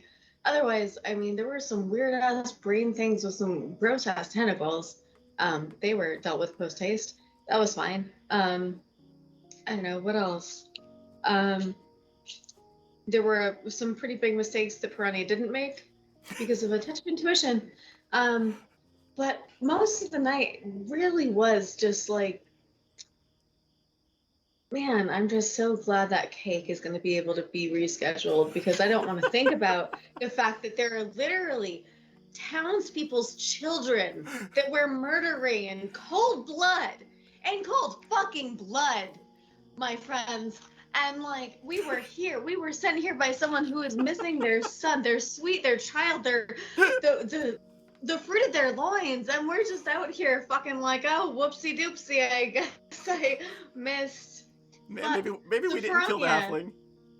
So Piranha is really just focused on cakes, the pastry shop, and how I really hope I get to meet this crazy bitch's family and we enjoy a nice cake because that's going to be the thing that's going to make everything calm and normal, I hope. Right, because that's willing and the creek don't rise. That's going to be the thing that makes everything normal in the party. Dinner with Shazara's family. Let me hold on to anything. Good night. On that note, Menridin. So Menridin had a very fun experience tonight because she's normally not one for book learning because she doesn't have the longest attention span. That's definitely been more of Shazara's thing, but she does like creepy things, which is also why she enjoys Shazara. So the fact that this book came with an extra friend was a lot of fun. So even though her friend may or may not still be in the book, we haven't really figured or determined that one out yet. She's still gonna like carry the book around with her in her backpack of whale poop. And she thought this was a fun bonding experience for everybody. Just, casually murdering some people who were trying to bring extraplanar evil entities into the world, which makes Eric happy, which makes the Triton elders happy, and, which solves some, growing tensions within the party. Alrighty then. I actually had a comment that I should do a DM confessional at the end, but we'll think about that for next time. Do it. I have a question. Sure. Is Menredin blue? Yes. So I imagine as we are walking back to get our horses to travel back to Waterdeep, Grief kind of looks at Menredin and is like, if we had the kid, they'd probably be purple. Yes. Yes, they would. On that note, let me do Maybe the promos. purple or lavender. A nice little lavender. Yeah. Thank you for joining us, everyone, for our one-shot tonight. It's always fun having Kirsten Myriad X here, and hopefully we'll have everyone back next week to go move on with Storm King's Thunder. I will also announce that we will be doing the campaign after Storm King's Thunder will be Strixhaven, where everyone will be playing wizarding school students. So that's a thing. Ella, you do your promo first while I find the goddamn PDF that I'm supposed to read off. Follow me on social media. I am at ELA Darling, Ella Darling. That's Twitter. That's Instagram. That's literally probably the only two because I'm a grandmother and I don't know what Snapchat is. Also, find me on OnlyFans. I'm not a gilf, actually. I love that you just know use how the to word use gilf. OnlyFans. No, find me on OnlyFans. It's fun. It's cool. I post video blogs that are just dorky and nerdy with my tits out and all that. All the things. It's OnlyFans. You know what to expect. It's fine. Cool. You'll find it. Find it or don't. Excellente. All right, here is the stream schedule for the channel on Praetor's Rejects. All times are Central Standard. On Mondays, Storm King's Thunder, that's at 7 Central. Tuesdays, Stormlord's Wrath with DM Sammy at 8. Wednesday, Tales of the Sanguine Isles with DM Mech45 at 8. Thursday, Tales from the Yawning Portal with DM King Bashman, that's at 8. Friday, currently no programming. Saturday, Rise Up Against the Slave Lords with DM Duff 563, that's at 9 p.m. Sunday, currently no programming. We have a non-streamed show, that's Savage Worlds East Texas University with DM Eric B, exclusively on YouTube. Upcoming sub-only game, if you are a subscriber to the channel, come and talk to us. Am I missing something? You guys are doing some crazy shit. Yeah. Sanguine Isles is done. Okay, good to know. Well, hey, you know what? That is the most recent one I downloaded, motherfucker. Anyway, all right. That said, I am done with that for the night. Thank you all for joining us. We'll be back very, very soon. See us next week, and be good. Get your goddamn shots if you haven't, and we'll see you soon. Have a good night, everybody, and we are off in 5, 4, 3.